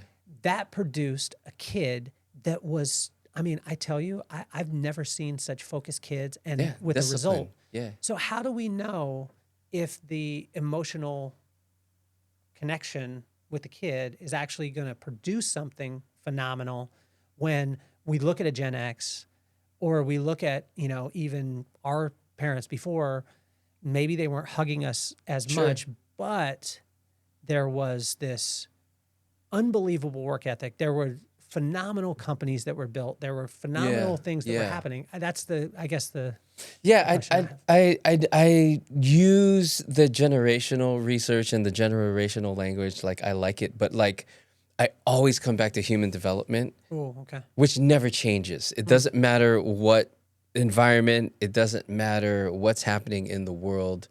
The process of becoming an adult, moving from childhood to adulthood, is the same. I would say these days, adolescence is extending. You know what I mean? Because children are able, because of being online, they're able to experience adult themes earlier, which then extends adolescence because they don't have the development, the cognitive or emotional development to handle like adult themes. You know what I mean? And so then it takes longer for them to grow. And so adolescence is extending. That's what psychology is telling you. So three stages: being a child, being an adolescent, being an adult. Is that what those stages are? Adolescence is maybe 150 years old because before the Industrial Revolution, it was child To adult. to adult. Adolescence is this new thing that like formal education has created. Okay. Because, now you go through high school and we're trying to create factory workers and that kind of thing. And so like this category of adolescence like got created when, schools got created. Technically, the category of parenting is also that old. Really? Think about it, man. Like because we have school and because we have adolescence, now we have to parent. Like, look, there's not really parenting books like before that season. Like, because it was just crack the whip, man. You know what I mean? Work hard, and you became an adult at 12. You know what I'm saying? So, like, Anyway, when you look at those kind of things, that adolescence, which I didn't even realize that you're talking about, the adolescence is 150 years Yeah, old. it's not that old. Okay, and then parenting would be around the same because it used to be, you're a kid, you want to learn how to swim. Your dad just takes you, throws you in the deep end, and you learn how to swim. You made a bunch of kids to work the field. That was your workers. You know what I mean? And then like they just worked. So, what about the argument that we're making a bunch of processes for something that could happen immediately if we took the emotion out of it? So when I say this, Yes. if I wanted my kid to swim, Yes. okay, I could take him for 3 years, have a swim coach, Yeah. reward him. I did, hypothetically, with Legos, Yes. if you swim all the way across the pool. Sure. Not that I would ever do that as a parent, but I've hypothetically, Yes. if I had a son named Maddox and he needed to swim across the pool and I said, you could have any Yeah, Lego you yeah. want, guess what he did? He moved all the way across the pool. Discipline. So I can go through 2-3 years of swimming lessons because I want the emotional part of making sure that the kid is safe and, Sure. all the stuff. Sure. Or I could take a kid Yeah. and take him to the pool, Yeah. save all that time, and toss his ass in the deep end, Yeah. and him learn how to swim. Although most likely he's going to be scarred emotionally, possibly, Possibly. but he's going to learn how to swim. Yes. we've mechanized development. Ooh. You know what I mean? Yeah. We've created, I mean, Do you think that's good or bad? formal education is... Or in the tension? Yeah, I love it. Formal education is mechanized development. Really, it's just mechanized, like you said, cognitive, like the head and the hands, right? And so, like you were talking about the swimming lesson process, like everything's like a process now. You know what I'm saying? But people are resilient. You know what I'm saying? Like, But if you look at, say, when we go back to, the 33-year-old carpenter, yes, right? sir. He wasn't a process guy. Yeah, he just jumped in. He just said, spit on the ground, rub it in the dirt, put it on your eyes. Now you see, and I'm out. Yeah, I ain't hanging around for you to think that I'm cool or whatever it was. yeah. So, But it was a different world. okay, a lot. This is, again, help me with this. Sometimes I think that the processes are just people trying to either create or protect a job. Yeah, yeah. No, 100%. And that's the world that we live in now. You know what I mean? Like that's the world. Like you have to go through the process in order to be the leader.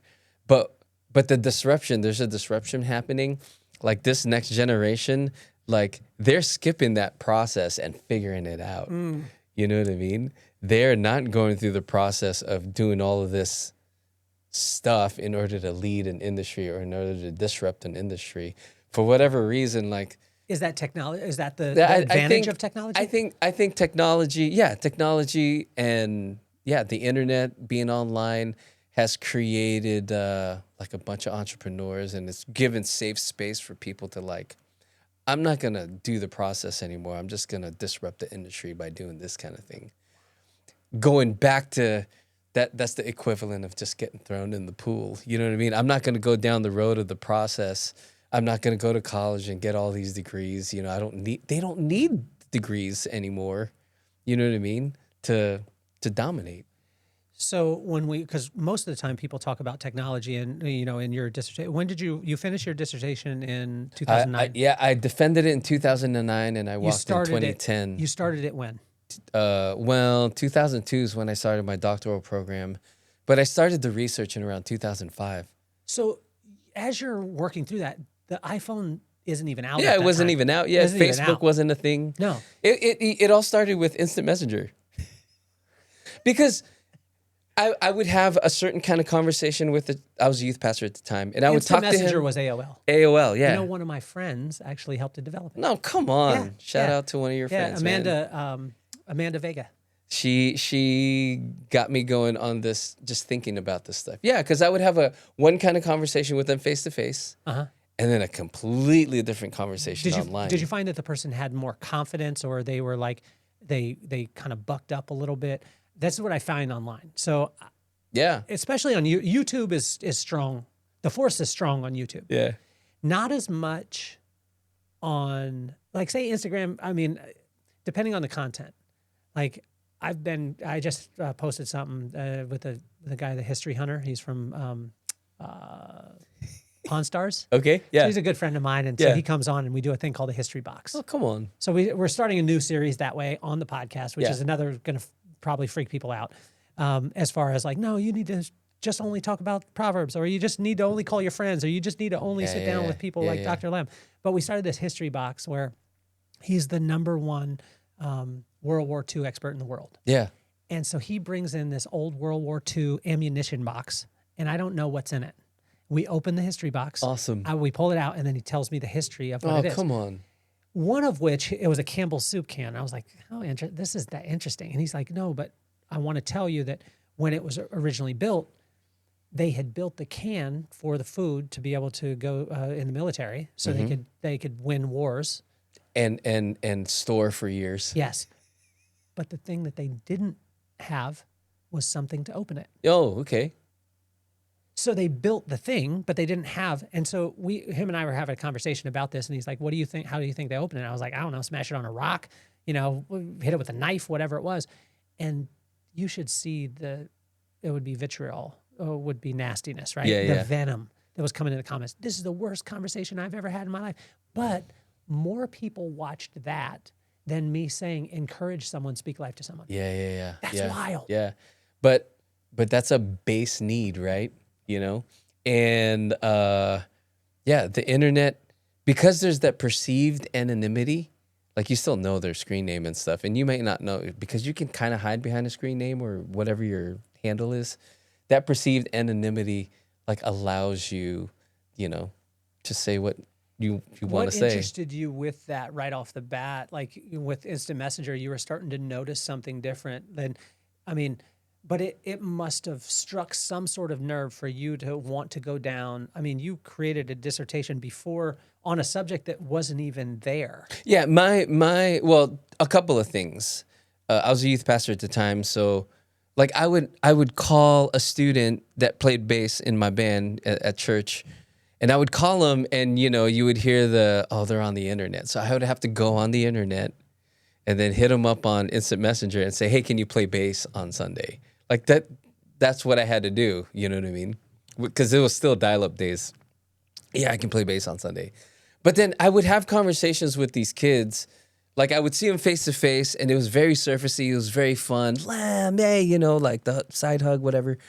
But then they were telling me online that they were getting drunk every night, where they were getting their alcohol, who they were sleeping with. They were telling me all of these very like, whoa, like, and they would never tell me this stuff face to face because, you know, we're in public. But the perceived anonymity and and I say intimate, not in a... Yeah, I get it. But the intimate space of a conversation online was just... they would tell me things. You know what I mean? They would let me see their heart.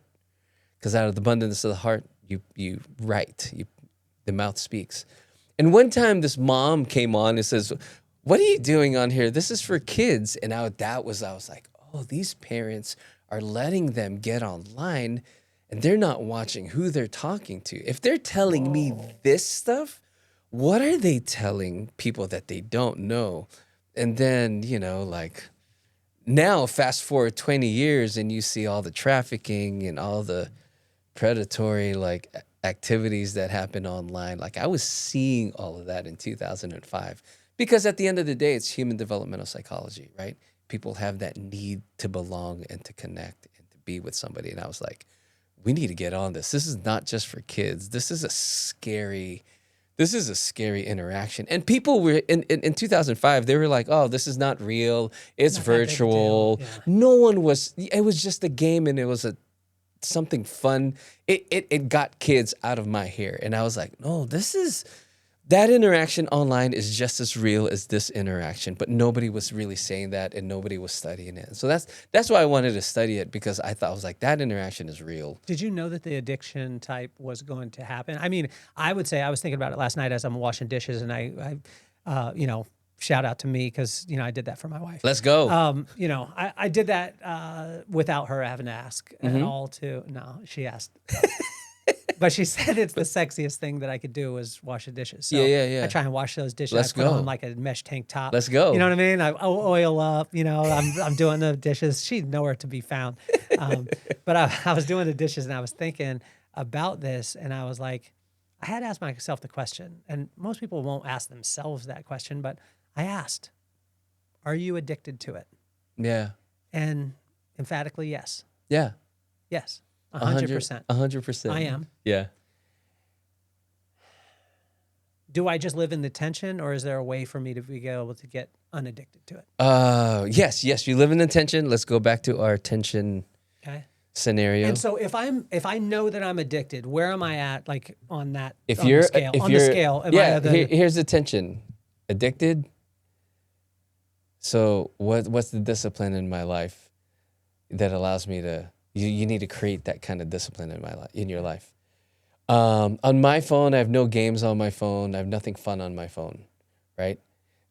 I turn off a bunch of notifications because I don't want the notifications to run me. I want to look at email when I look at email. I'm not looking at email when an email comes through. You see what I'm saying? yeah. I'm not that important. And it's all like internal work that you got to do in order to like create all of this stuff. But you create the discipline. Yeah, you're addicted. But you create the discipline to allow you to live in that tension. A buddy of mine, we're working on a digital detox retreat, you know, and its foundation is the Imago Dei, the image of God. And anytime people talk about the image of God, it's always technical or theological. It's a description, but no one really talks about the practice of the image of God. Like, how do you practice it? How do you see it in somebody else? If we were able to see the image of God in somebody else, man, it'd just be a different world. Yeah. But you practice the image of God when you're in creation and when you're creating. You know what I mean? What's the difference between in creation and In creation, you are created, so you're a creation. Okay. I'm spending time with you. I'm out in nature. I'm surfing. I'm on my bike doing something physical. When you're out in creation or with a created being, you can experience the Imago Dei. But when you're creating something, a selfie, a carving a knife or a spoon, you know what I mean? When you tap into that creativity, this is creativity. We tap into the Imago Dei and we practice the Imago Dei.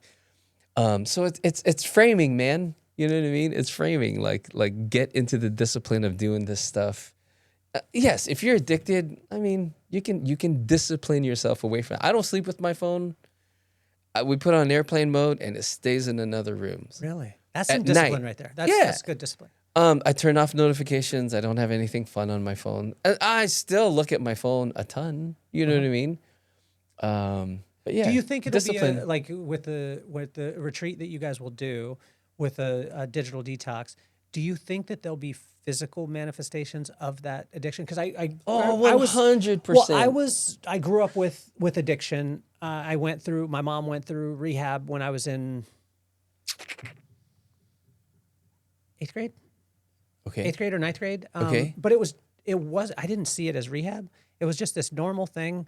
It was 22 days with a couple of 2-day follow-ups. Whoa. And for our age, that was actually a commercial. It was Schick Shadle Hospital. Oh, wow. Schick Shadle, and this was their commercial. Schick Shadle, it's only 22 days and a couple of 2-day follow-ups. And I remember my mom went, and she was there, and we would go and visit her, and she would tell us about the things. There was a Duffy Okay. and a pen. Do you know what those are? I know what a pen is. A Duffy was they would have you drink this solution. This is how the chick treated you. Okay. Drink this solution. It coated your stomach. Okay. And then they would have you drink beers Oh, until you got physically sick, until you were throwing up, yeah. which would create a mental side of Yeah, you drink yeah, the yeah. alcohol. And Yeah. the coating in the stomach would stop the person from getting drunk. Yeah, yeah. I don't know if this is true. But they would drink until they were sick, and they put them in this room, and they were Yeah, just it's with like one person. exposure Just therapy. Keep going. Yeah. And then a pen was basically like it was sodium pentothal, I believe it was, that they would do a truth serum, and they would put them on truth serum, and then ask them questions and walk them through the stuff. So that was the treatment for the 22 days. Okay. And then they had 2-day follow-ups, and in the 2-day follow-ups, you generally had one Duffy and one pen. And I've never said that to anybody. Okay. Like ever. Okay. I mean, maybe I've said it in past, but I've never said it here or anything like that. But she would go through physical withdrawals. Yeah, It would yeah. be shaking. Yeah, It yeah. would be with a digital side and the addictions that we have, whether it be to social media or whatever it is there going to be physical manifestations? Is there going to be a shaking? Is there going to be I spoke at a camp last year, January, and they took all the phones away, like with these kids. And they were writing on themselves. They didn't know what to do with themselves because they didn't have their phone. But something happens in nature. We were at a camp where they were hanging out with each other where, there's definitely withdrawals like in the first part of it, and you can like visibly see it. But when you get into nature, when you get into your relationships, when you get into all the things, like you adjust. Like we're resilient as people, man, you know? And back to, the rehab that you're talking about, your mom, like that's the discipline. What was the discipline? To like do this practice in order to get rid of this, in order to like manage this practice. That rehab wasn't to get rid of it, right? It was training you on the whole other end in order to deal with it. So And I don't tension. remember. It's wild too, because when you think about like when we think about the tension inside of that, for me as a kid, I didn't see it as rehab. I saw it as a place my mom went to for Training. 22 days. Training. And then we got to play ping pong when we went. They had nasty lemonade. My brother remembers this. They had nasty cafeteria food that we weren't supposed to have, but me and my brother would sneak it. Yeah. And we would go. It was a very sterile area, but I actually ended up meeting, was really cool. I can't say his name, but he's probably passed away by now, so I could. But I remember meeting a very famous baseball player, and we were like freaked out. Oh my gosh! And we want to take pictures with him, and they're like, "You can't take pictures with him in here, because then you're gonna." But this is when you took a picture and developed it. Yeah, you're and not putting did it the whole online. thing. I wanted him to sign a baseball for me. I Shoot. don't know if I ever did. He was awesome though. Yeah, that's But- awesome. But is that a negative to have, like, in my head, the way that I thought about it, it wasn't rehab. Yeah, Is it okay to, because in a sense, I was making up my own reality. sure. Yeah. Is that an Absolutely. unhealthy thing to do? Oh man, I'm not a psychologist. I'm not a therapist. I'm not any of that. Okay, I But just when want you're to. thinking of the behavioral part, okay, so if I'm thinking that and that becomes my reality and I act on that, does that stunt my growth? No, I think it's just the journey, man. You are where you're at today because of that experience. Okay. You know what I'm saying? Now, you could have chosen 1,000 other roads from that point to this point. But that point, that experience, those 22 days got you to where you're at today. It's just a part of the journey, man. How do you reconcile the coulda, shoulda, and woulda then? Where this is the big thing with my pops. He would say, he would always encourage me to get rid of those words, the coulda, shoulda, and woulda. Yeah. And from what you're saying, it's all a part of the process. So reconciling is, I think, antithetical to tension. So if you're going to live in the tension, you're not trying to reconcile. You're not trying to resolve. You know what I mean? You're just accepting and loving it. It just is. It's Wow. there. It's discipline. It takes a while. I didn't learn this in school. You know what I mean? Is there any it. things that you, like you personally, that you struggle with, whether it be you trying to reconcile or are you just, I think Sage Len that lives on top of a mountain and says like, oh, it came, that's what it was supposed to be. Or do you struggle with stuff? 100% I struggle with stuff. I struggle with a lot of things. What's the biggest thing that you struggle with? The biggest thing? Or even the thing that's the hotbed for you right now. Like the hotbed for me is that dude on the sideline trying to sub his player on the last play of the game. Like, and it's not the game. I don't care about the game. I care about I would like to interview his parents. Can I tell you the biggest struggle for me right now is I am an identity researcher. I write about identity. I know all the developmental psychology around it. And I still am trying to figure out my identity. Oh. I need to explore. I need to move into that next level. And for whatever reason, I have like some kind of block. You know what I mean? What do you think it is? Fear. What do you fear? Fear that ultimately I'm not good enough. Like that's the lifelong fear. To who? My mom, because it was never good enough. You know what I'm saying? Like that's like that's the hum in the background.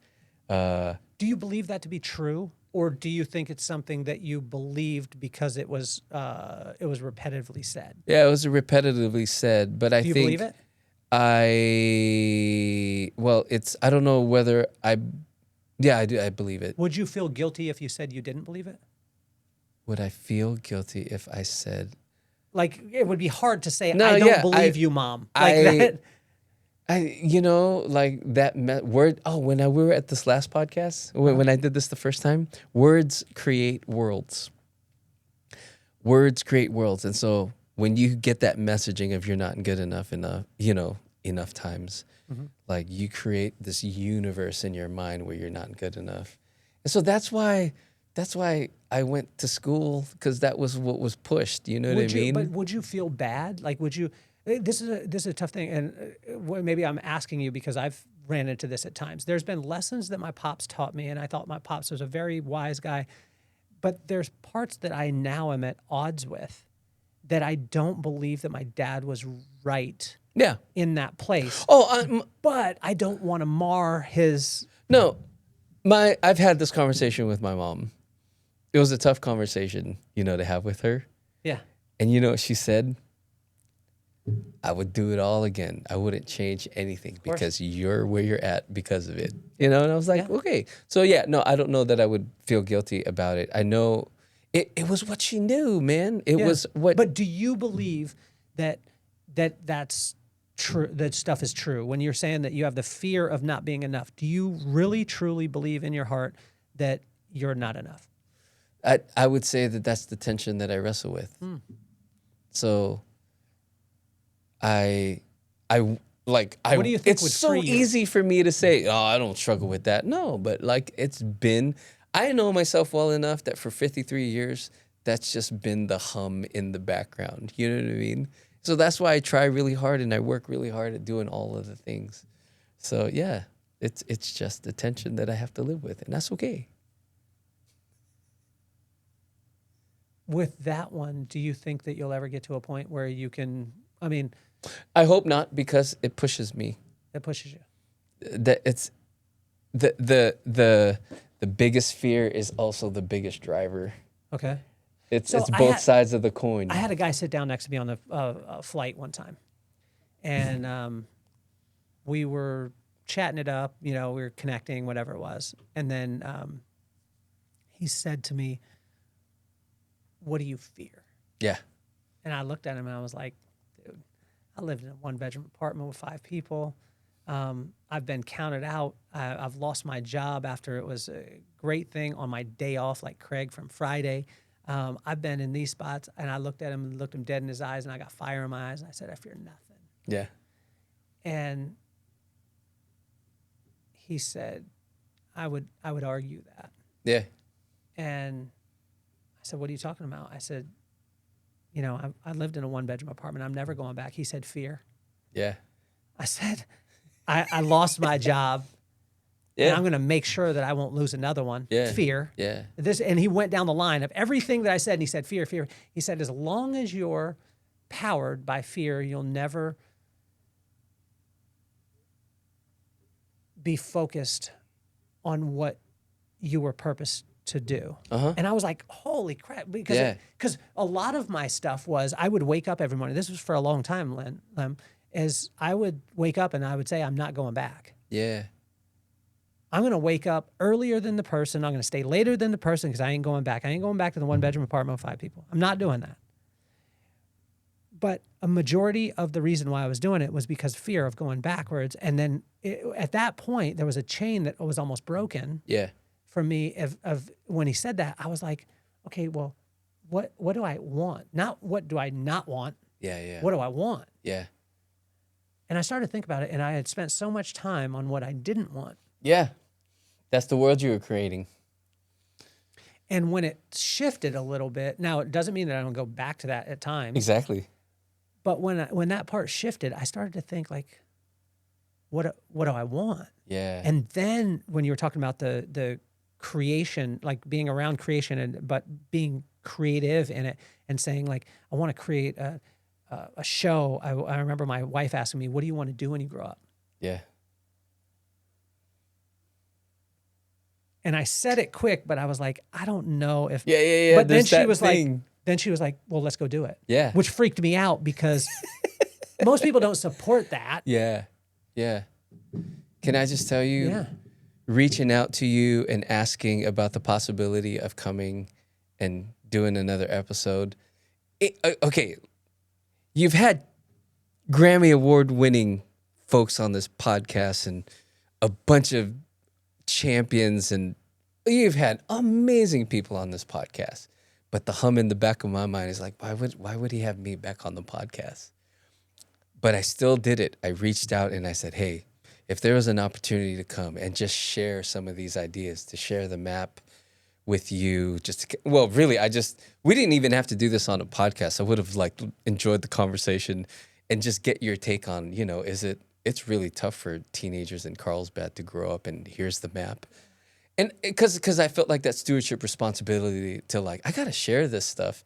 And I can share it, but I happen to know Kelly, who's got a huge audience.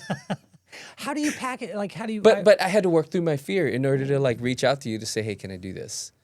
Would you have me on? You see what I'm saying? It's amazing too because a lot of times you don't see yourself, and I'm not just talking about you metaphorically, but you don't see yourself the way that other people do. 100%. And when I got that message from you, it was 2 days ago, right? Yeah, it's was it 2 days ago. Was it 2 days ago or was it yesterday? It was yesterday because I sent that message like really late at night on Instagram. Tuesday. Yeah, on Tuesday. And I got it. And in my head, this is the way that I view you.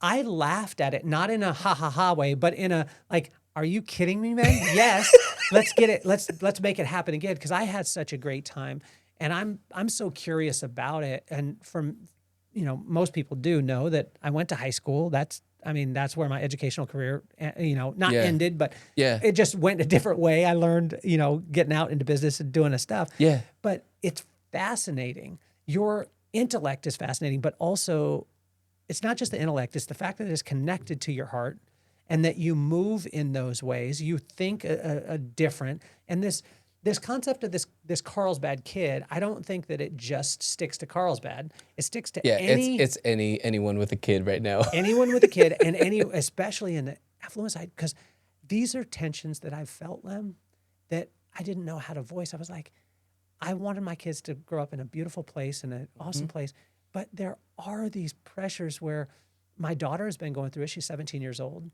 and there's so many kids that are like, they're committing to a college. Hey, I'm doing this, I'm doing that. And she comes to me and she's like, Dad, like, is it okay that I don't know what I want to do? I was like, I didn't know what I wanted to do. You're cool. Let's, work through the stuff. You're good. And then she started to talk about, this was, and I battle with this one, so help me with it. Again, the tension. I was talking to a guy named Doug. He sells insurance, and what he said when he first started off, he used to hunt with a shotgun. Okay. And a shotgun generally can, hit something about 10 to 12. Big spray. 20 feet away, maybe. Yeah. And he said, whatever you can shoot at that distance generally can feed you for the day. Yeah. And then he said, once I got more wisdom, I started shooting with a sniper rifle. Yeah. Where I could eat for a year. Took the same amount of energy.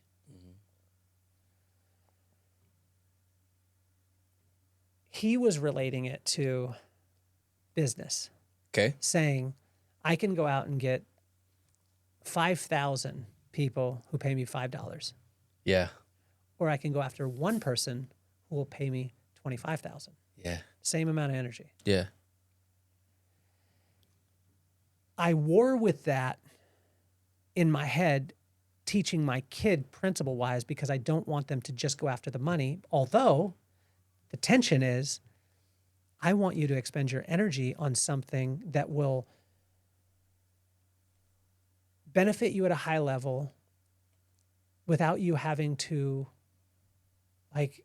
work. Not to say that I don't want them to work, but that you don't have to expend your energy in so many different areas to be able to get this one thing when you can spend that amount of energy focused in on one thing. But the tension part of it is I don't want my kids to do something that they absolutely hate because it brings them a lot of money. When McKenna says, I don't know what I want to do, the context for that is the system, right? And what you've modeled for your daughter is, I'm going to work outside the system. I'm going to work outside the process. I'm going to do my own thing. So when she says, I don't know what I want to do, it's in reference to, this is what every kid my age needs to go, they need to go to college, they need to get a job, they need to go, there's that path. She doesn't want to do that because you modeled for her, there's this other way to do this, and that's amazing. Mm-hmm. So when she says she doesn't know what she wants to do, it's because of that. And your model, and she has watched you, my dad does this, my dad does this, my dad does this, he does all of these things. I want to do that. That's what she's saying. Help me to do that, because the process and what the look and what everyone is doing, which you're not about, That's what she says when I don't know what I want to do. Does that make sense? Absolutely. I don't know her, but I know you, and you've modeled that for her, and she wants that. And so it's everything that you just said. I want her to make money. I want her to enjoy her life. I don't want her to be in that stuck, right? Mm-hmm. Like this whole podcast is about setting up your legacy. Every single episode leads to that end point. Like, so that's why I'm like, dude, I got to share this with Kelly because here's the map to see it. You know what I mean? And I think, but no, back to me. Yeah. I think it's a good map. I think it's very insightful, but my fear prevents me from sharing it with people. My fear prevents me from like doing the hard work of like trying to figure out the rooms that I need to get into. What's the worst possible scenario that could happen? My mom taught me this, and I'll go back to that question, but my mom taught me this is like, okay, if you reach out to somebody, which I do, and the way I get all these people on the podcast is I reach out to them cold. I do. Oh, you do? Yeah. So Eddie George, Heisman Trophy winner. You reach out to him cold, but you do have a top 1%. No, but even before, I reached out to Eddie from the beginning. Yeah. So for 3.5 years, I would send him messages on Instagram. Yeah. I would send him videos, and I would say, Eddie, I want to have you on the show. I'm looking forward to hearing from you, blah, blah, blah, blah, blah. After 3.5 years, he was like, I'm either going to kill this kid or go on his, And so, but it goes back to what my mom taught me was like, what's the worst possible scenario? Well, the worst possible scenario is Eddie George is not my friend and he's not on my show, which already exists in my life. Yeah. Right. So I already live in the worst possible scenario. So what's the downside is very little. What's the worst possible scenario with this map, the map that you have? Tell me the four people. Tell me them. Diffusion, Got it. moratorium, foreclosure, achievement. Okay. So tell me. And I didn't come up with this. Somebody else came up with it. Yeah, but tell me the I'm first. just Tell me the first one applying again. it. Tell me the first one again. Diffusion. Diffusion. Okay, No diffusion. exploration, no commitment. Okay.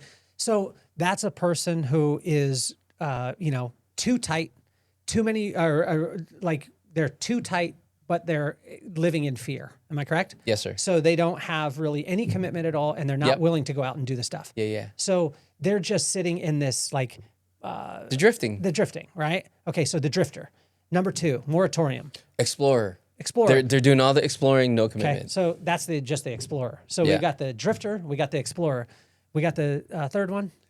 That's the person that's made commitment but hasn't explored. That person is arrogant. Okay, so arrogant, right? So we got the drifter, we got the explorer, we got the arrogant. Yeah. We got the person that is super smart as far as book knowledge, but has very little street sense. That's it. Yes? That's it exactly. Okay? And then we got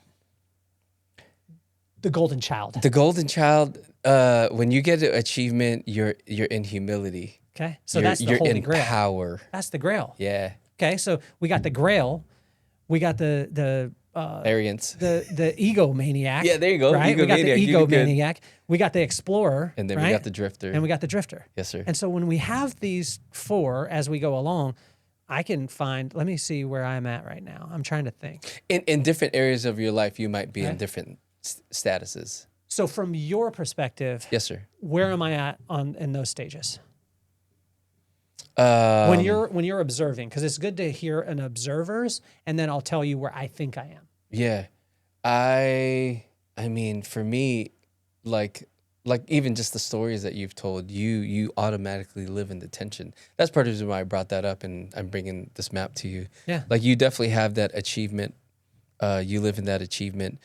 I'm gonna share one of your fears. Yeah. The reason why you ask every guest to share wisdom, for your children, is because you don't want them to miss out. You know what I mean? You want to set them up. And for whatever reason, like it just seems like an enduring fear for you to miss on that. And so you work really hard to figure that out. You know what I'm saying? But that takes a lot of humility. And you're raw and you're real and you're doing all the things it takes cold calling somebody to try to get them on a podcast. You know how much humility that takes? You know, like, because you get turned down. All the time. And you get turned down all the time, but you don't care. 6 years I've been turned down by De La Soul. Oh, 6 years. but you're just going for Oh it. yeah, and Forrest Frank. Forrest Frank has been, he's a focus. I want to have him on, not because see, most of these guys, it's not because of the fame that I'm not clout chasing with them. Like De La Soul, I've been listening to him since 1989. Yeah. Since 89. Yeah. I've been a fan since 89. They gave me the freedom to be who I am. It's just me, myself, and I. And they were different. They weren't gangster rap. They weren't any of those things. Yeah, Forrest but it shaped you. And Forrest Frank, the reason why I want him on, because he was my son's first concert Oh, let's go. outside of Kids Bop. And I took him down to the observatory in North Park. Yeah. My son is, I think, 11, 12 years old when we go. And Lem, he knew every lyric to every song. Yeah. But here's the thing. You knew the dance. It was before the dances, because this was his first tour. This was before he got big. Shoot. I'm talking observatory in North Yeah, Park. yeah, This yeah. is a small venue. That's awesome. Before he started doing stadium tours, and my son is in the middle. We're down on the floor, and Maddox doesn't do really well in massive crowds. He was completely comfortable. And halfway through, I'm standing behind him. Because he found it. Yes. I'm standing behind him, and he lifts his hands and is praising God like he's in church. Let's go. At the concert, I got a picture of him. Let's go. And for me, sitting down with Forrest Frank at some point, which I'm going to get him, I'm going to stay on you, Forrest, until I get you. I want to thank him Yeah, for that. for that. Not for stadium tours, not for all those things, for that point. See, back to your child. And your child, like, his world opened up at that moment, didn't it? And you got to see it. Yeah. And you created that for him. You modeled that for him, which is awesome. Dude, I hope you get him. No, we're going to get him. we're going to just stay at his butt. You know, his publicist called me. Oh, His really? publicist reached out. She was mad at me because I said something. I mentioned where he lived. Not address, but they like to keep it out of. And I said, It's so easy to know where he lives. Yeah. Watch his videos. You're like, oh, I recognize that spot. yeah. So I just said it, and I didn't say the specific place. I just said the town. Yep. And his publicist reached out to me and was like, "Can you please take that video down because we want to keep his privacy, whatever it was." And I said, "Of course. Thank you so much for reaching out. I'm going to force you to be my friend for the rest of your life." And I just was like, boom, and I connected with her. She was supposed to come to the Vibe Room. She got tickets, but she didn't show up. But she will in the future. Yeah. Dude, I'm going to check out the Vibe Room. You got to come One day. One No, day. you'll come. The next date that we haven't released it yet. I know it, but I haven't released it yet. I get the emails ahead of time. Yeah, it's Hey, coming. It's coming. It's coming. So with those four too, at any stage in your life, like as a parent or as a kid, is it important as a parent to know where you're at to then be able to model for your kid? Because I think a lot of times people will get information. It's like when we go to church. Most people hear a sermon Yeah. and they don't ingest it. They're like, I know who needs to hear this. Yeah. How important is it for the parent to know? No, the apple never falls far from the tree. And like I was saying earlier, like Where do you think that came from? That actual. I have no idea. I wonder where that did. We come can ask AI. AI will tell us. from. Okay. AI knows all. Because I remember look a gift horse in the mouth. You know where that one is? No. Because checking the value of Oh, a horse. yeah, is you by can its see. teeth. Yeah. So if I gave you a gift and you check the teeth to see how valuable it was, that's a dishonor to me. Let's go. So the apple and tree thing. I mean, I guess it would be. So I mean, yeah, and so like all this identity stuff with your kids is about the parent.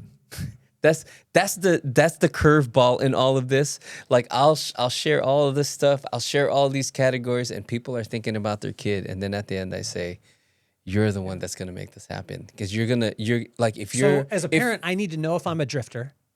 if I you're need to drifting, know- you're gonna have drifting kids. Okay, and I need to know if I'm an explorer. Yes, sir. I need to know if I'm the egomaniac that just takes the rule without exploring Yes. and just does it Yes. because it's the right thing or the wrong Yes. thing or whatever it is. Yeah. And then I need to understand if I'm in golden child, holy grail, where I'm utilizing both and I've got discipline and I've got exploration, because that's ultimately where we would like to be. Yeah. Because when you're exploring and you have discipline, then you can live in the tension. You're modeling it for your kids. So is it What they're watching you. They're watching you, man, and they've watched you all of their lives.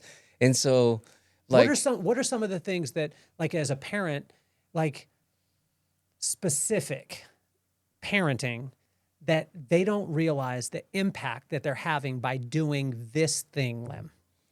oh man, I was the initial thing was like, listen to your wife. You know what I mean? But how? Okay, let me ask you this. Have a relationship where you could talk about those real things. You know what I mean? Because I realize that the things that I defend are the things that are the things that I need to work on. You know what I mean? And you know the person that points all those things out in my life? Your wife. My wife. Well, what about the argument too that, you know, there was a time in the, okay, there was this, and you talk about the developmental side. Yes, sir. There was this time in the, let's call it the early to mid 70s, where the what was modeled on TV, which is most of what we watched, was a very dominant, you know, egotistical male figure. Yeah.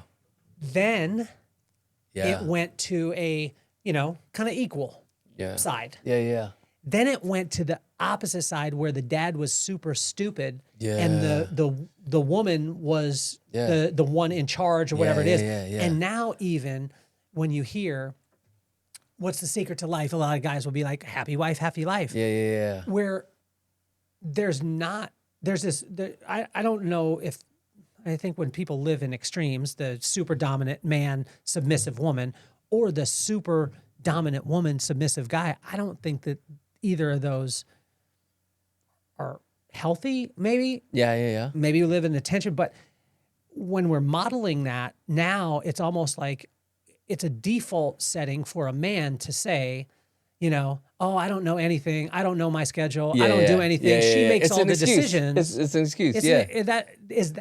Is that a good model for the kids? No, to it's see? not a good model because that's, you know, you're excusing all of that behavior. You know what I mean? And you're modeling it for them. Wow. Yeah, man. Like we could talk about the whole masculinity thing but the developmental side of it is like, when I look at it, it's like, you know, being able to have discussions. You know, there's things that your wife will be able to point out. I'll joke and say things about my wife, and I'll be like, because she's not here, I say that. and I say, like, if she was here, she would punch me in the throat. Sure. But there has to be. I have a biblical example. Okay, go ahead. King David, right? He could kill dangerous animals with a sling, but he also played the harp. You know what I mean? He was a warrior, but he also wrote poetry. So it's nurturing both sides, right? It's living in the tension of the mind and the heart. It's living in the tension of, I have power and I can kill you, but then I also have soft and kind, and with it enough emotionally to like write poetry. You know what I'm saying? And what it does, so it's not even a male-female thing. It's just a whole person thing. The develop and let me can I give you some church history? Well, before you do, give me an example of let's think of something we're here in Carlsbad, a Carlsbad parent modeling that they're doing that they don't understand that they're doing, and it's impacting the kid from your experience. Oh man, there's so many. Because a lot of times the clothes that you're wearing, you know what I mean? You ever look at a child and like, oh man, why is she wearing that? And then you see the mom, you're like, well, that's why. It happens around here. You know what I mean? Yeah. Like everything that you model, the words that you say, the restaurants that you go to, the way you treat other people. Like, is there exceptions to the rules? That. Have you seen parents modeling a certain thing and then the kids going off the rails? Okay, just the way that you frame that, kids going off the rails is exploration. Oh.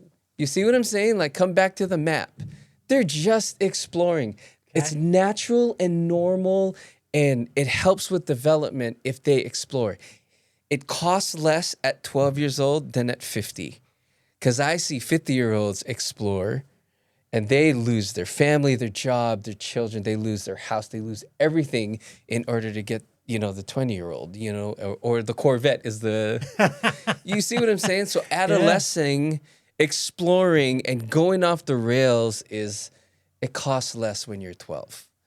If you can create this for Maddox in the next couple of years, If you can create the exploration, the safe environment, okay. conducive for exploring ideas, relationship, and vocation future, like he's not going to need that. So as he's going, and I encourage exploration, how do I encourage the opposite side of that, which is the commitment too? Do I encourage the commitment, or do I just? So first of all, you got to understand that like they got to make those decisions. They got to right? make the commitment. So it's always guide exploration. Hey, how about we try this? How about we try this? That's going to be a little bit dangerous. Maybe we'll do this. You're guiding exploration. Okay. You're not telling them what to do. You're mentoring. And then you encourage the commitment. Because here's what the developmental psychology says. If they do the exploring on their own and they hit the crisis on their own, you know what I mean? That decision is theirs. Like when they have a crisis of faith, and their faith becomes their own and it's not their parents' borrowed faith, like then it sticks. You see what I'm saying? But like parents want to just like, oh, you're going off the rails. Like I want to protect you. You need to do all, you know what I mean? And don't get me wrong. The younger they are, definitely put up those guardrails because you know what I mean? Like my 2-year-old is definitely going to get those guardrails, because I want to keep him safe. But at a certain point, as they grow and they develop, you can kind of, give them the phone, maybe with not all the apps, but still locked down. You see what I'm saying? Mm-hmm. Like you don't just give it to them straight out of the box.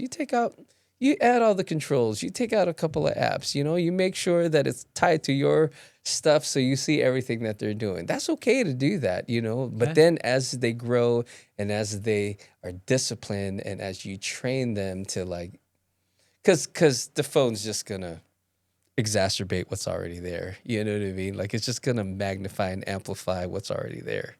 Anyway, that's a whole different podcast. That's the next one. No, I mean it's a good one because all the kids, we didn't know. We just thought it was interesting because I didn't think about the developmental side. We just thought 13. Yeah, people think that is age. Yeah. And that's okay, it works. But when you're thinking developmentally, then you can guide that process. Here's a phone with not that many apps. Kind of locked down with, you can do that. You know what I mean? And then move and in conversation and mentoring and relationship, get them to the phone that's like, okay, I trust you. With the mechanism that we have as far as school, because it's a big, like my wife talked about our company at one point when we had 7 locations and 85 employees. She likened it to like a cruise ship. A lot of people would say that's a small cruise ship, but for us, it was a cruise ship. And sometimes it's hard to navigate a cruise ship. Like if you're going to make a left turn, you're making a left turn for a long time. Yeah, you got to plan it. When you have 3 people on the boat, it's a speedboat. Mm-hmm. You want to go left, you go left. You want to make a U-turn, you make a U-turn. You want to stop and do whatever, you stop and do whatever. Mm-hmm. We're not dealing with a 7 location, 85 person cruise ship, which would be small. We're dealing with the educational system of millions of people. Yeah. If you were tasked to help that with this development, what would be the first thing that you did? Wait. You're talking about the business? No, in the school side. So when we're looking at, like, I'm relating it to my business as far as being a cruise ship, but let's flip it to the educational system. The educational system is massive. Yeah. And when we're looking at this, a lot of it is, I'm not blaming it on the educational system. I think that I have to do the work at home for my kids. Yeah. But if you were tasked to take on the educational system and say, we need to add more, emotional intelligence or whatever it was, what would be the first thing that you did? Wow, the first thing that I did. Oh man, there's so many answers to this. Because the child spends more time at home than they do at school. Ooh. And they spend more time with the parents than they do with a teacher. Because you get a teacher for a year, And yeah, you're there a long time, but you're actually at home a lot longer. Okay. So that adjustment. So if you had all the parents in the room then, so you're just about to go into that role, you're going to take over the educational system, but I'm able to gather every single one of the parents in this country into an arena, which would be a lot. Yeah. And Lem, you get to walk out and say, we are revamping the educational system, but it starts with you. And I Yeah. have all the parents. What do you say to those parents? I would share the map that I just shared here and empower the parent to be the educator. You know what I mean? Go to So school. you would say, hey guys, out there in the world right now, you have the drifter. There's some of you have the drifter. I think so. My mind goes, I can't change the educational system, but I can help a parent. You can help the parent. So with the parents, you're gonna you go out and essentially say, like, some of you right now, there's like a large portion. Is there percentages for you? I don't know if there is. I don't know. Okay, so some of you have a drifter. Here is the characteristics of a drifter. They Yep. don't have much commitment. They're not exploring at all. They're Yep, just yep, kind yep, of yep. Yeah. everywhere. Yeah. We also do have the explorer. This person is just going anywhere they can, but they Yeah. have zero commitment at all. They have no Yeah. guidance. They're just exploring and they're just kind of on their own. We've got the kid who has all the commitment in the world, but has no idea why they believe truly what they believe. Yep. Right? Yep. And they haven't explored it all. So Dude, be I love conscious. that. I love that you're able to like spit this back out, which means I explained it well enough. And then we have the golden children, and this is where we want to get the educational program to, where Yeah. these kids can explore, Yeah. but they also have commitments as they go, but they choose those commitments, but we have almost guardrails like you were talking about. Yeah, yeah. Now you can imagine the parents are like, oh my gosh, like how do I assess? What would be some indicators to know if I had a drifter, to know if I had an explorer, to know if I have a egomaniac? I know, because when I say this, I remember I used to work with 19 to 24-year-olds. Yes, yes. And we would go to conventions. And this sounds bad, but I would always let young kids know. I said, walk with me. And I would ask them what they saw. And they would be like, I saw this booth. I said, what'd you see with the people? And they would have a person that rolled up and they would be dressed to the nines. And they'd be like, oh, I saw her outfit, whatever. I said, did you notice her shoes? Kid would be like, nah. I said, okay, let's find them again. Look at their shoes. Oh, the shoes are nasty. The shoes are beat up. The shoes are nasty. Yeah, Whatever it tells you. was. I said, tells you a lot. I don't care about the outfit on top. I care about the foundation, that part, right? Yes. If you want to learn about a business, you'll go into the bathroom. Yeah. Yeah, yeah. So, based off of those things, what are some indicators that a person could say, like as a parent, because that's going to be the question, Yeah. is give me some things that I can, not to say that that person is 100% a drifter, but studies would show 3 out of 4 dentists would say Yeah, that, yeah. what are some of those indicators as we go through the 4 patterns? First of all, go to identityspecialist.net/assessment and just take the assessment. It's 10 questions. It can figure out, like We'll put the link in. It's a simple tool to help you. It'll spit out, okay, this is the status that your child is in. Okay. But that's not the answer to the question. The answer to the question is take a look at where your identity status is. Okay. You see what I'm saying? Like you're asking me, like, how do I figure out where my child is? Figure out where you are as a parent. You know what I mean? Okay, so what would be some, because it's easy to like you said, it's easy to look at your child and like, I want to fix my child. It's a lot harder to look at your identity status and say, I need to fix myself first. Because here's the deal, you can give your drifter child all the tools, all the therapy, all the whatever, but if you haven't changed the condition, environment, and your modeling, that they're gonna be whatever, man. Like this, I can get away with this because you're like this. They're gonna follow your lead. You see what I'm saying? So I know the question that you're asking. How do I figure out these kids? Okay. Look at yourself. So when Look I look at yourself myself as a parent. Okay, so give me okay. Here's another example. This is a metaphorical example, but I remember a person saying, I'm a perfectionist. Sure. Right? And my argument was, no, you're just slow. Mm-hmm. And they Sure. were like, well, no, I want everything to be perfect. I said, take me to your car. Yeah. Yeah. I said, because most likely you have a change of clothes in there and you have some fries from last week that you got from McDonald's. You're not a perfectionist. Yeah. You're just slow. Yeah. Yeah. It was an indicator for me. I could see that, and I could see it like as I walked through, and I could see. So I got the chance to go to a barbershop recently. His guy's name is Dom. It was Sixth Throne. And he told me about all the ideas that he had. And as I walked in, I was able to assess pretty darn quick that the things that he could have and the things that he was having were at odds. Yeah. Right? Yeah.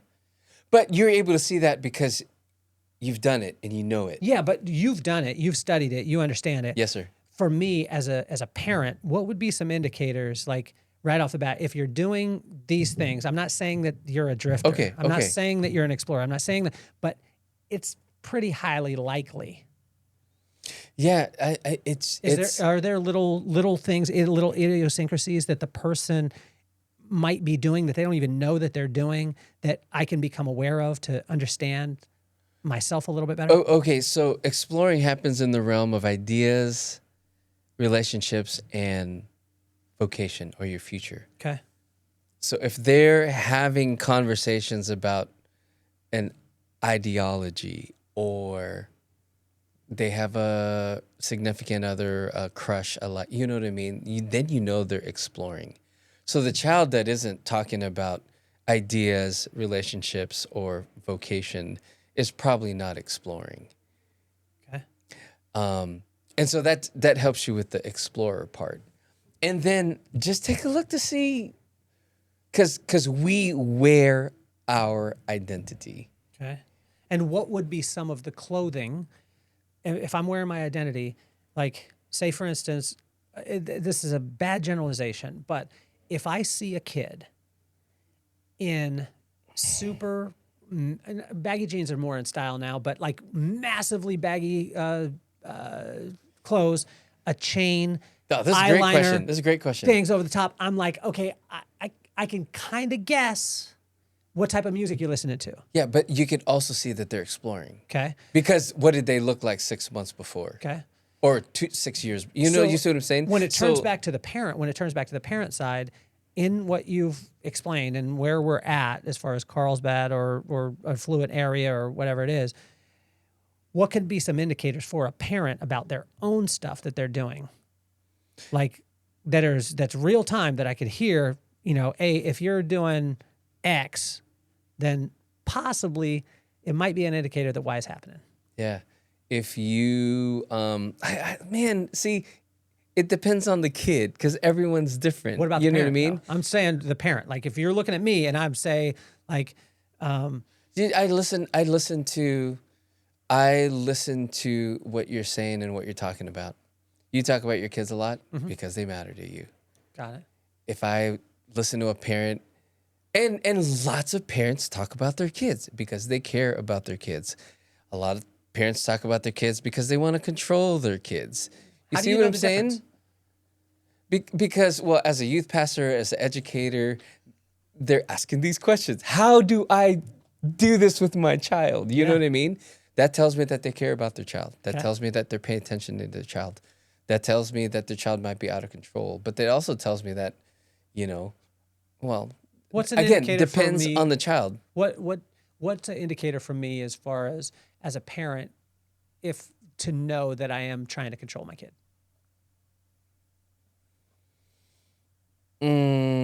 When you can articulate this behavior, and then you ask like, how do I get them to do something different? Okay.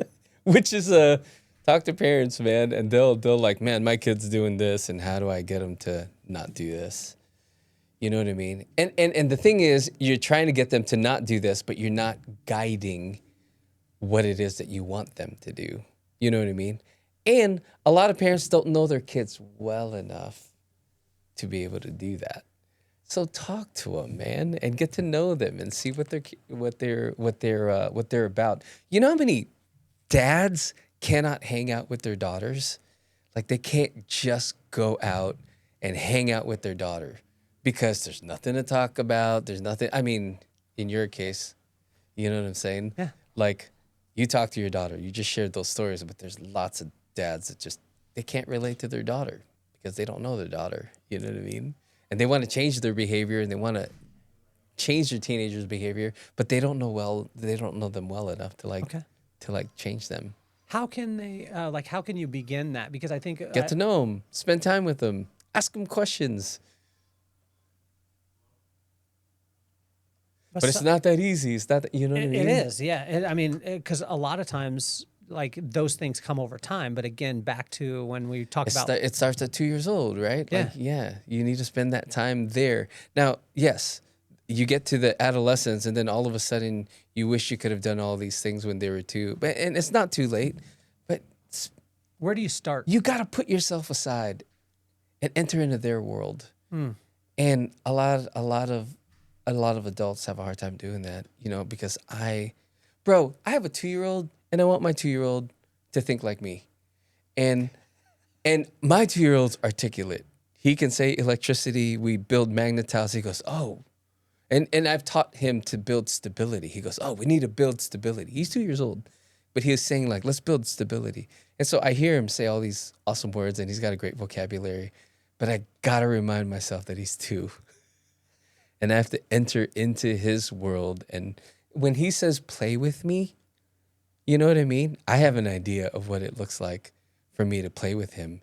But he doesn't, when he says play with me, he means sit with me as I play, not play yourself while I'm playing.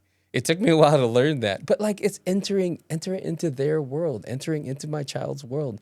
And if you do that when they're younger, it's a little easier when they're, 13, 14, 15. But the thing is, we don't do that when they're 2, 3, 4, 5. And we tell them that, things aren't real so that, like we stunt their development and their growth.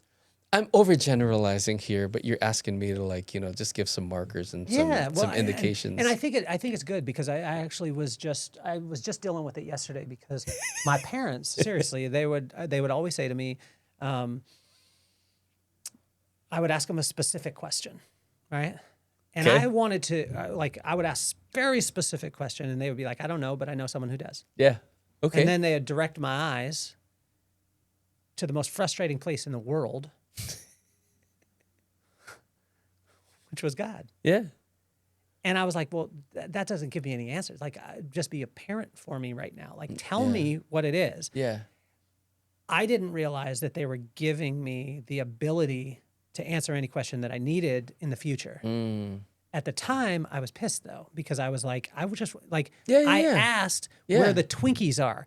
Where are the Twinkies? Well, I don't know. But I know something. No, you know. Tell me now. Yeah. But that would have been based off their experiences. That would have been based off of their side. They were training you. They were Wow. building discipline in you. And now you're doing the same for your children. And you're actually doing the same for all of us when we watch your stuff. Because that's what you're doing, man. You're teaching us how. Not only are you teaching it, you're modeling it for us. When you're in Target Yes, sir. with your wife and Seal, do you see markers No, I'm just as you're walking down the aisle with other people or with them. with other people? No, No? I'm not Do looking you at other consider people. that judgment? I'm trying to be present with my family. Really? Yeah, I don't. That's not turned on for me. Like in the same way that okay. When you're walking around, you're judging people's hair. You see what I'm saying? Sometimes. But sometimes you can just be present with that person and not look at their hair. Of course. You see, so it's the same thing. It is. There's times where I turn it on. So like in the podcasting space, for me, like I was just listening to one this morning and it was just early on in their journey. Like I got grace for them. It was early on in their journey. So it wasn't like a conversation per se. Yeah. It was more of it was a broadcast. It was a news broadcast. An ad. And an ad for it. And that's the part. I've had people reach out to me and say, I want to be on the show because I gotta get this across. And I'm like, we could get it across, but it's not that type of party. Yeah. So I do see it in those things and then the speaking side, like the keynote speaking side, like it doesn't come from a judgment, but I can tell little markers. Yeah. Like I can see those kind of things. That's what Yeah. I was wondering. Yeah, with you. I try not to do that because Would you try it for a week and then we can have another podcast? Would you be willing to be judgmental for at least 1 week? because it would hurt me. It would hurt you? Yeah. Really? It would be tough It would be tough. to sit in judgment and just be looking for that kind of stuff. I would hate it. But That would make me so sad. really? Yeah, it would make me sad because I'd want to like help, but I feel like I But can't. you help people anyway. I do want to help people, and again, working through my fear of like Yeah. putting my stuff out there so that I can help people. You don't need to be fearful of that at all. We all need it. Oh my Like, we gosh, need yeah, the we retreat. need it, but like I still have that fear of sharing it, which again, thank you for having me here. Well, we need to share we this need stuff. to have it. And what I like to be able to do is have that retreat. Right. Number one, everyone needs to go and have the assessment done. I want to do the assessment, but don't do it for your kids. Do it for you. That's what I'm hearing from you, Dr. Lem. Yeah. You were like, yes, but you should, as a parent, you should know. Like, are you an explorer? Right? Are you a drifter? 100%. Are you the person that's just taking like? And when I look at this, I'm a visual guy, so I look at a movie of people, and I liken the egotistical part to it. This is going to be. It's not just this, but religion. That's 100%. Okay, because it's like I was raised in this. I believe this. But yes, once you arrogance, but once you knowledge. scratch The Bible says knowledge puffs up. Wow. You know, so yeah, that's why I What's say the it's difference arrogance. between knowledge and wisdom? What's the difference between knowledge and wisdom? Knowledge is just in your head. Wisdom is embodied. You know what I mean? Like when you look at scripture, it's always the truth. Anytime you see the word truth in the scripture, it's always embodied in something. Speak the truth in love.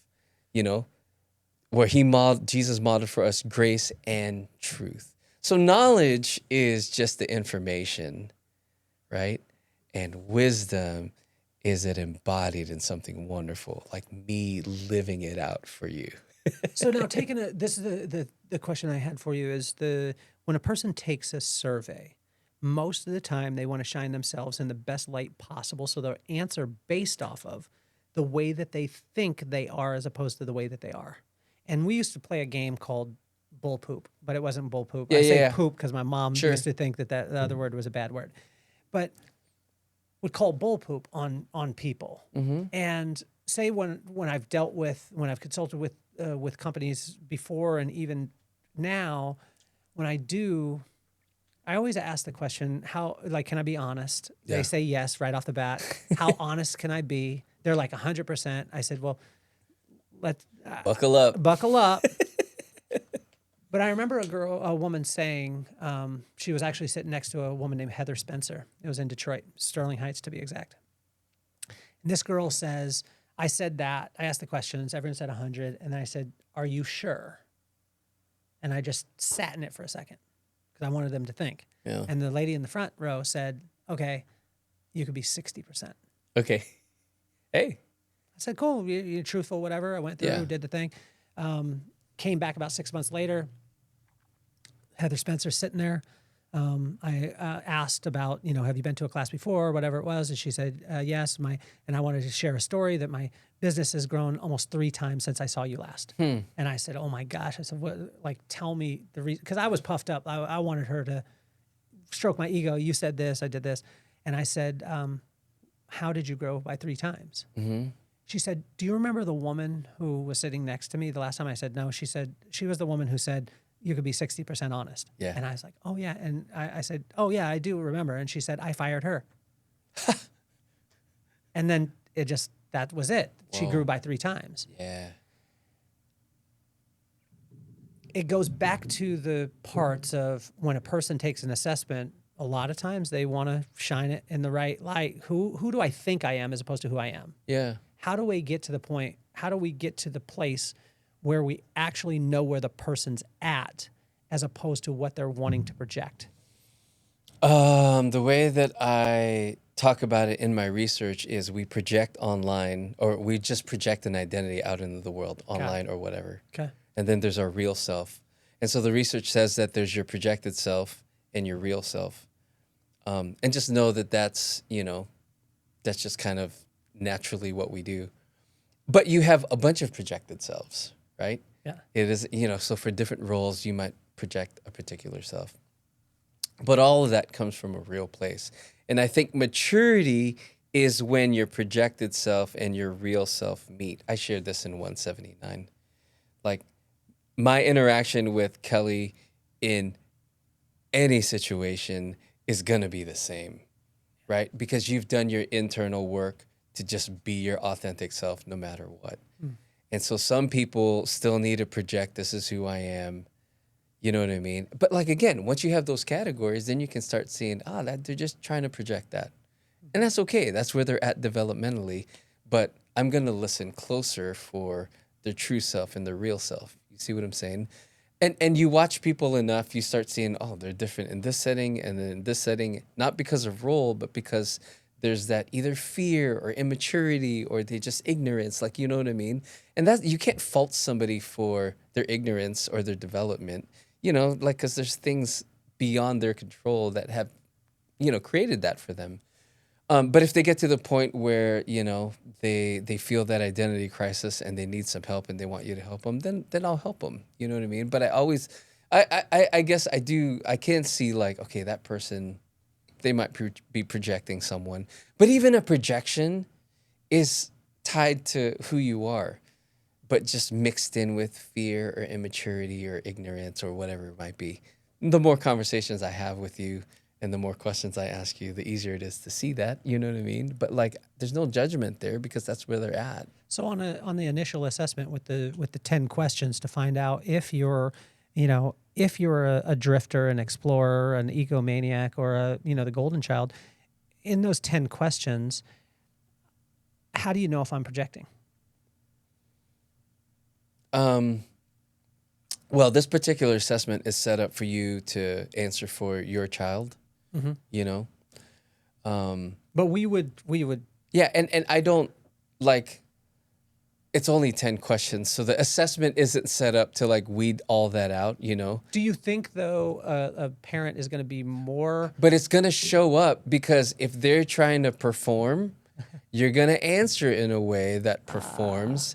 And then it'll show up. Got it. So I think it's your responsibility. I know you talked about the fear part of it, but I think it's your responsibility to have the retreats because, like, we as parents, we need to go deeper. Yeah. Like, it's not a factor of should you or no. It's your responsibility. Yeah. It's your responsibility to create a place where once we have this assessment, that we can go and we can have a personal interaction.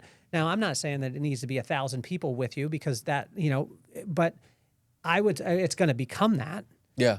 Because people are going to be drawn to it and be able to understand. I'm starting to create the tools, you know what I mean? And I'm starting to create the system so that you could take the assessment and then it gives you like a brief overview of what it looks like. Yeah. But then, eventually, like I would love to do those seminars and coaching. And, you need to have it.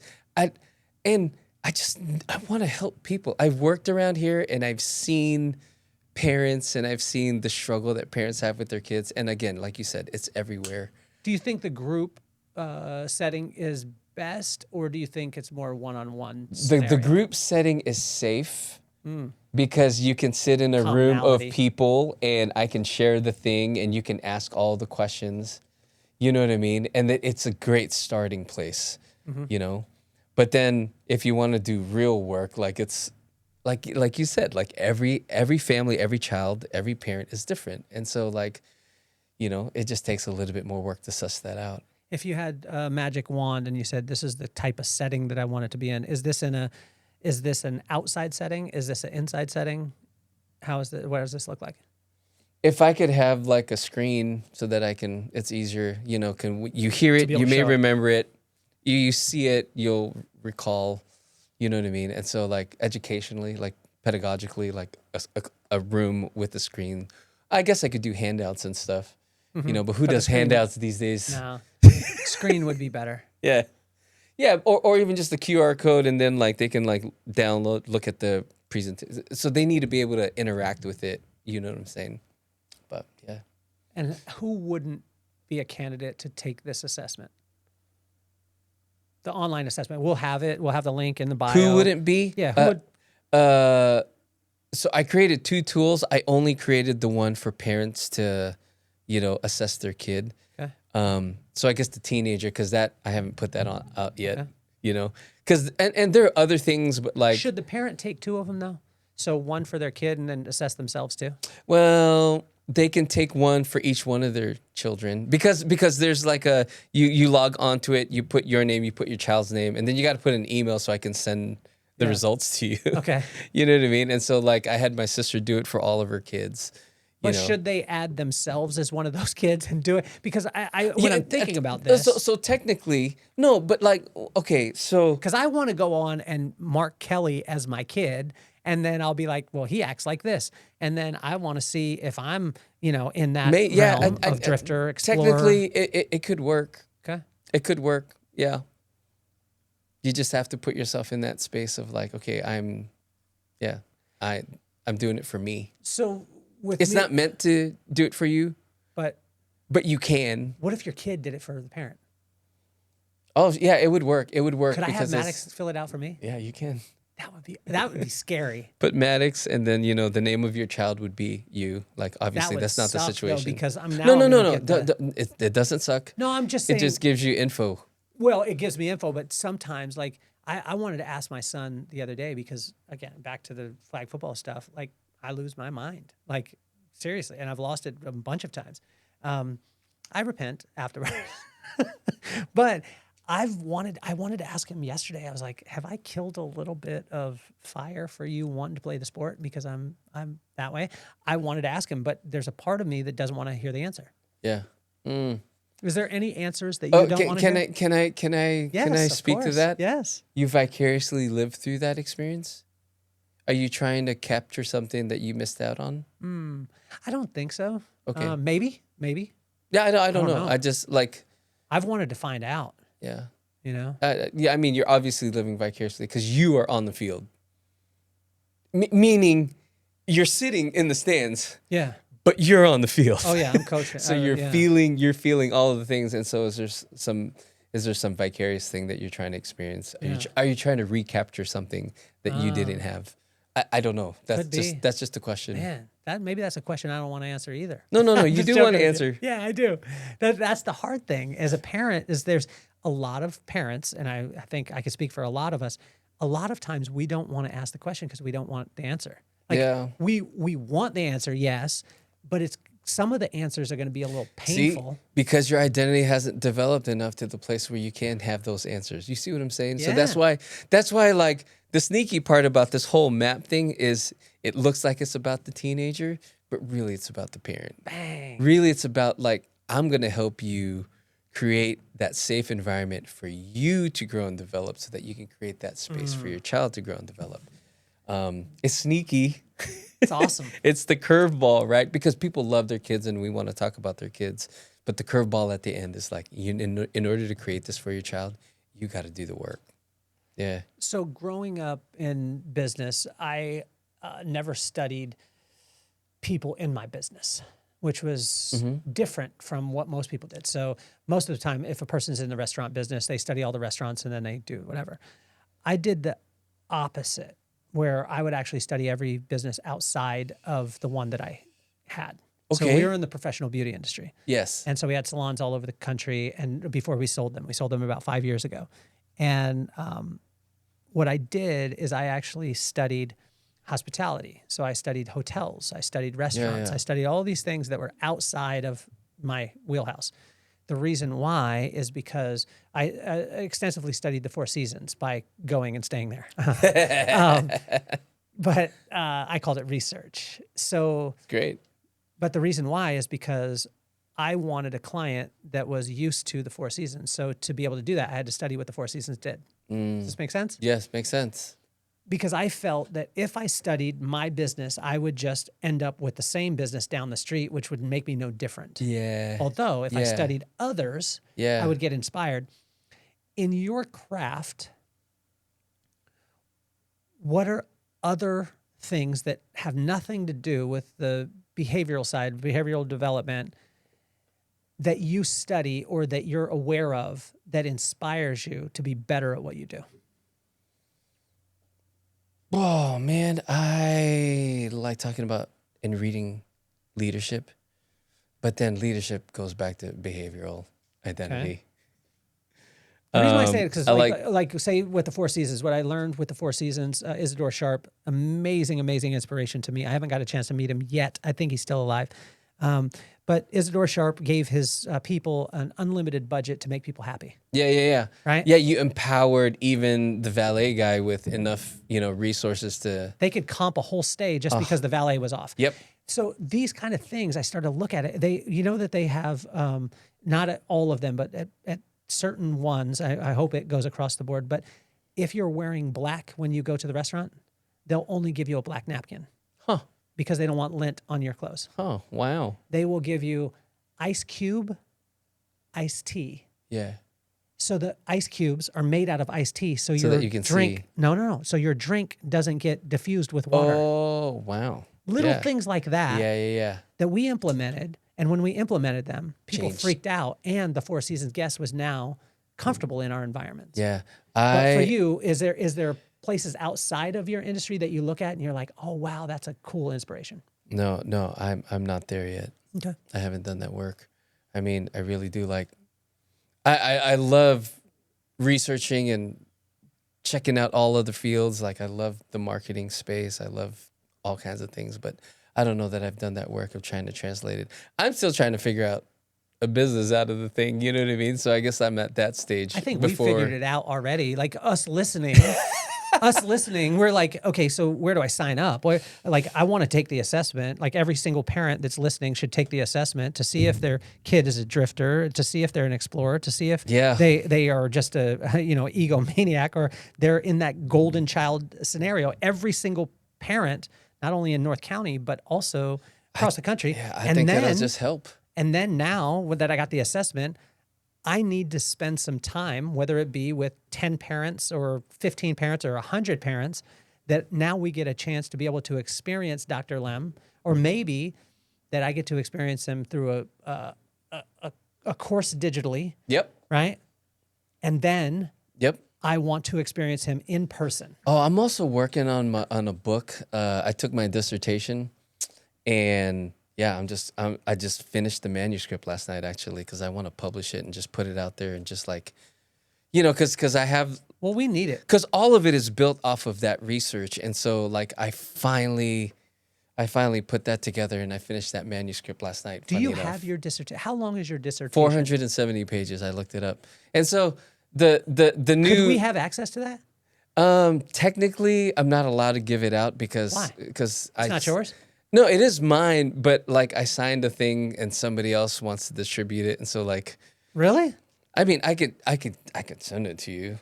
I could send you the manuscript. It would actually be way better because it doesn't have all the fluff of like the research stuff. Because the dissertation, like when you do it, I never knew this. As when you're, are you challenging the board? Is it that was it called? I have a dissertation committee that challenges me on my ideas. So you challenge that dissertation now is not yours?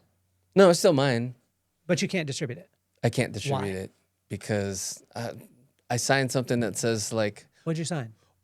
Some document that like somebody else was going to use it. Does everyone do that? I don't know. That's the way our school did it. That's wild. Yeah. I would be interested. I've never heard that before because the reason why I was asking is because I mean the likelihood of someone reading 470 whatever pages, I don't know, but I just thought, this is just my simple mind. I was like, get me that. Let's link it in the bio. Oh, that's boring. No, but also too for the person to be able to, to be able to go through if they wanted to. Yeah. That's the crazy thing. Yeah, I can't do that. You couldn't. Sad. I'm you wouldn't sorry. Be allowed to. I won't be allowed to. Can you ask them? I mean, I can. I'll ask. Like even I try to look it up online. They're like, yeah, you got to buy it. You got to pay for it. Let me see this. It's a racket. Why is it that I don't own the rights to my dissertation when I take my doctorate degree? Let's ask. this is, in most cases, you do own the copyright to your dissertation as the original author. Yes. Though the university often retains specific usage or rights. The perception that you do not own typically comes from copyright. So understanding your rights. So I can't. So I was told not to just hand it out. I do sometimes, I wonder what I wonder, but I don't put it online for like everyone to look. I wonder why that would be. It's a racket. Okay. Well, But I looked it up. Oh, I did something interesting that I looked up my stuff, and I haven't done this in years. But like, it's quoted in a lot of like internet identity stuff because I Really? wrote it in 2010, and they say most of the internet like research stuff came after 2015. okay. You know, because then people started caring about it and thinking about it and researching it. So, you know, like the AI was like, yeah, you're like a pioneer in this area, thinking about some of this stuff. You know, and I read through some of it last night. I was like, man, I was writing about isolation and depression and cyberbullying and sexting. And I was writing about all of this stuff, like even before a lot of those apps came out, you know, because at the end of the day, it's all human developmental psychology. Like people are people and they're going to do all the things, you know, but yeah. Good stuff. So you know the drill. What advice do you have for Maddox and McKenna? Use their names too. Uncle Lem, Uncle Dr. Lem. Oh, watch your dad. Watch your mom. They're going to model for you how to be real, you know? And then take what you want to take and make it yours. You see what I'm saying? Like, don't just take it on because they tell you to. Don't just take it on because you see it. Take it on because you want it. So learn from them. Watch your parents. Take what you want from it. Make it yours. Lem, it's incredible. The answer is always yes. The answer is always yes. Man, I appreciate you taking the time. When I listened to our last podcast, I laughed so much, and then like it fired me up, and I was like, man, like it really encouraged me. And so yeah, I was really looking forward to sharing some ideas, but just spending time with you and talking, and like this actually pumps me up. I'm like, okay, I got something here, and I need to share it. And I wasn't sure, but you helped You got a me. responsibility, man. Oh, Seriously, man. you got No, a I appreciate responsibility to that. all of us as parents because, I mean, in most of the scenarios, I mean, in all of them, I don't know one person. I always joke with friends, but I don't know one person who has it figured out as a parent. Yeah. And I have that person that, you know, the kid is doing this and doing that, and I always joke with them, I'm like, give me a training program, and they're like, you don't even know. Like, none of us have it figured out. We need the help. We need tools, and we need the simplicity part of it. Where when you're talking about Right. the fact of like, is my kid a drifter? Okay, Yeah. well, what's the components of a drifter? That components of a drifter is they're not exploring and they don't have any commitment. So then guide exploration and encourage commitment. Yeah, and then if I look at an explorer, I've got a kid who's just exploring like all over the place. Be the guide. So be the guide and help them along with Yeah. with that, encourage it, but also have a few guardrails Yep. for them Yep. so they're safe in it. Guide. Yeah. If my kid is the egomaniac, most likely it's because I've put doctrine in them without giving them a reason why behind it. And they're Yes. just blindly following some dogma Yeah. that is going to get them into some challenges later on. Yeah. And most likely going to turn them just like, this sounds bad, but it's going to be like Yes. Catholic school. Yes. Most of the Catholic school kids never And we continue don't- on with it. And we don't want that. We don't want that. We want to understand why. We want to understand those Yeah, things. And yeah. then ultimately to be able to get the kid to the Holy Grail where they're able to explore Yep. and they're able to make commitments and they're able to, like you were talking about, live in that tension where a person can have a crazy amount of discipline, but have a crazy amount of fun while they're doing it. 100%. That sounds awesome, doesn't it? Doesn't that sound like a full life? We need 2 days of that, like Dr. Lamb. Oh, we do. need 2 days we of do. that. We do. Well, we'll get there. I'll get there. We need that. We'll put it out there. No, I appreciate you taking the time. I again, thank you for working. You're helping me work out some of these ideas. Oh, you're amazing. And getting it out into, just getting it out of me just really helps. And you've created a safe environment. You know, mainly because I can't see how many people are watching. You've created the safe environment for me to share some of this stuff, and I appreciate you, man. Thank you. I appreciate you, man. Yes, sir. You're officially off the hot seat. Thanks. Yeah, and this the vibe that raised us, made us, saved us. Love so strong that the hard times praised us. From base life roots to the freeway nights, we turned small grooves into launch pad flights. Yeah, this the vibe that raised us, made us, saved us. Love so strong that the hard times praised us. From base life roots to the freeway nights, we turned small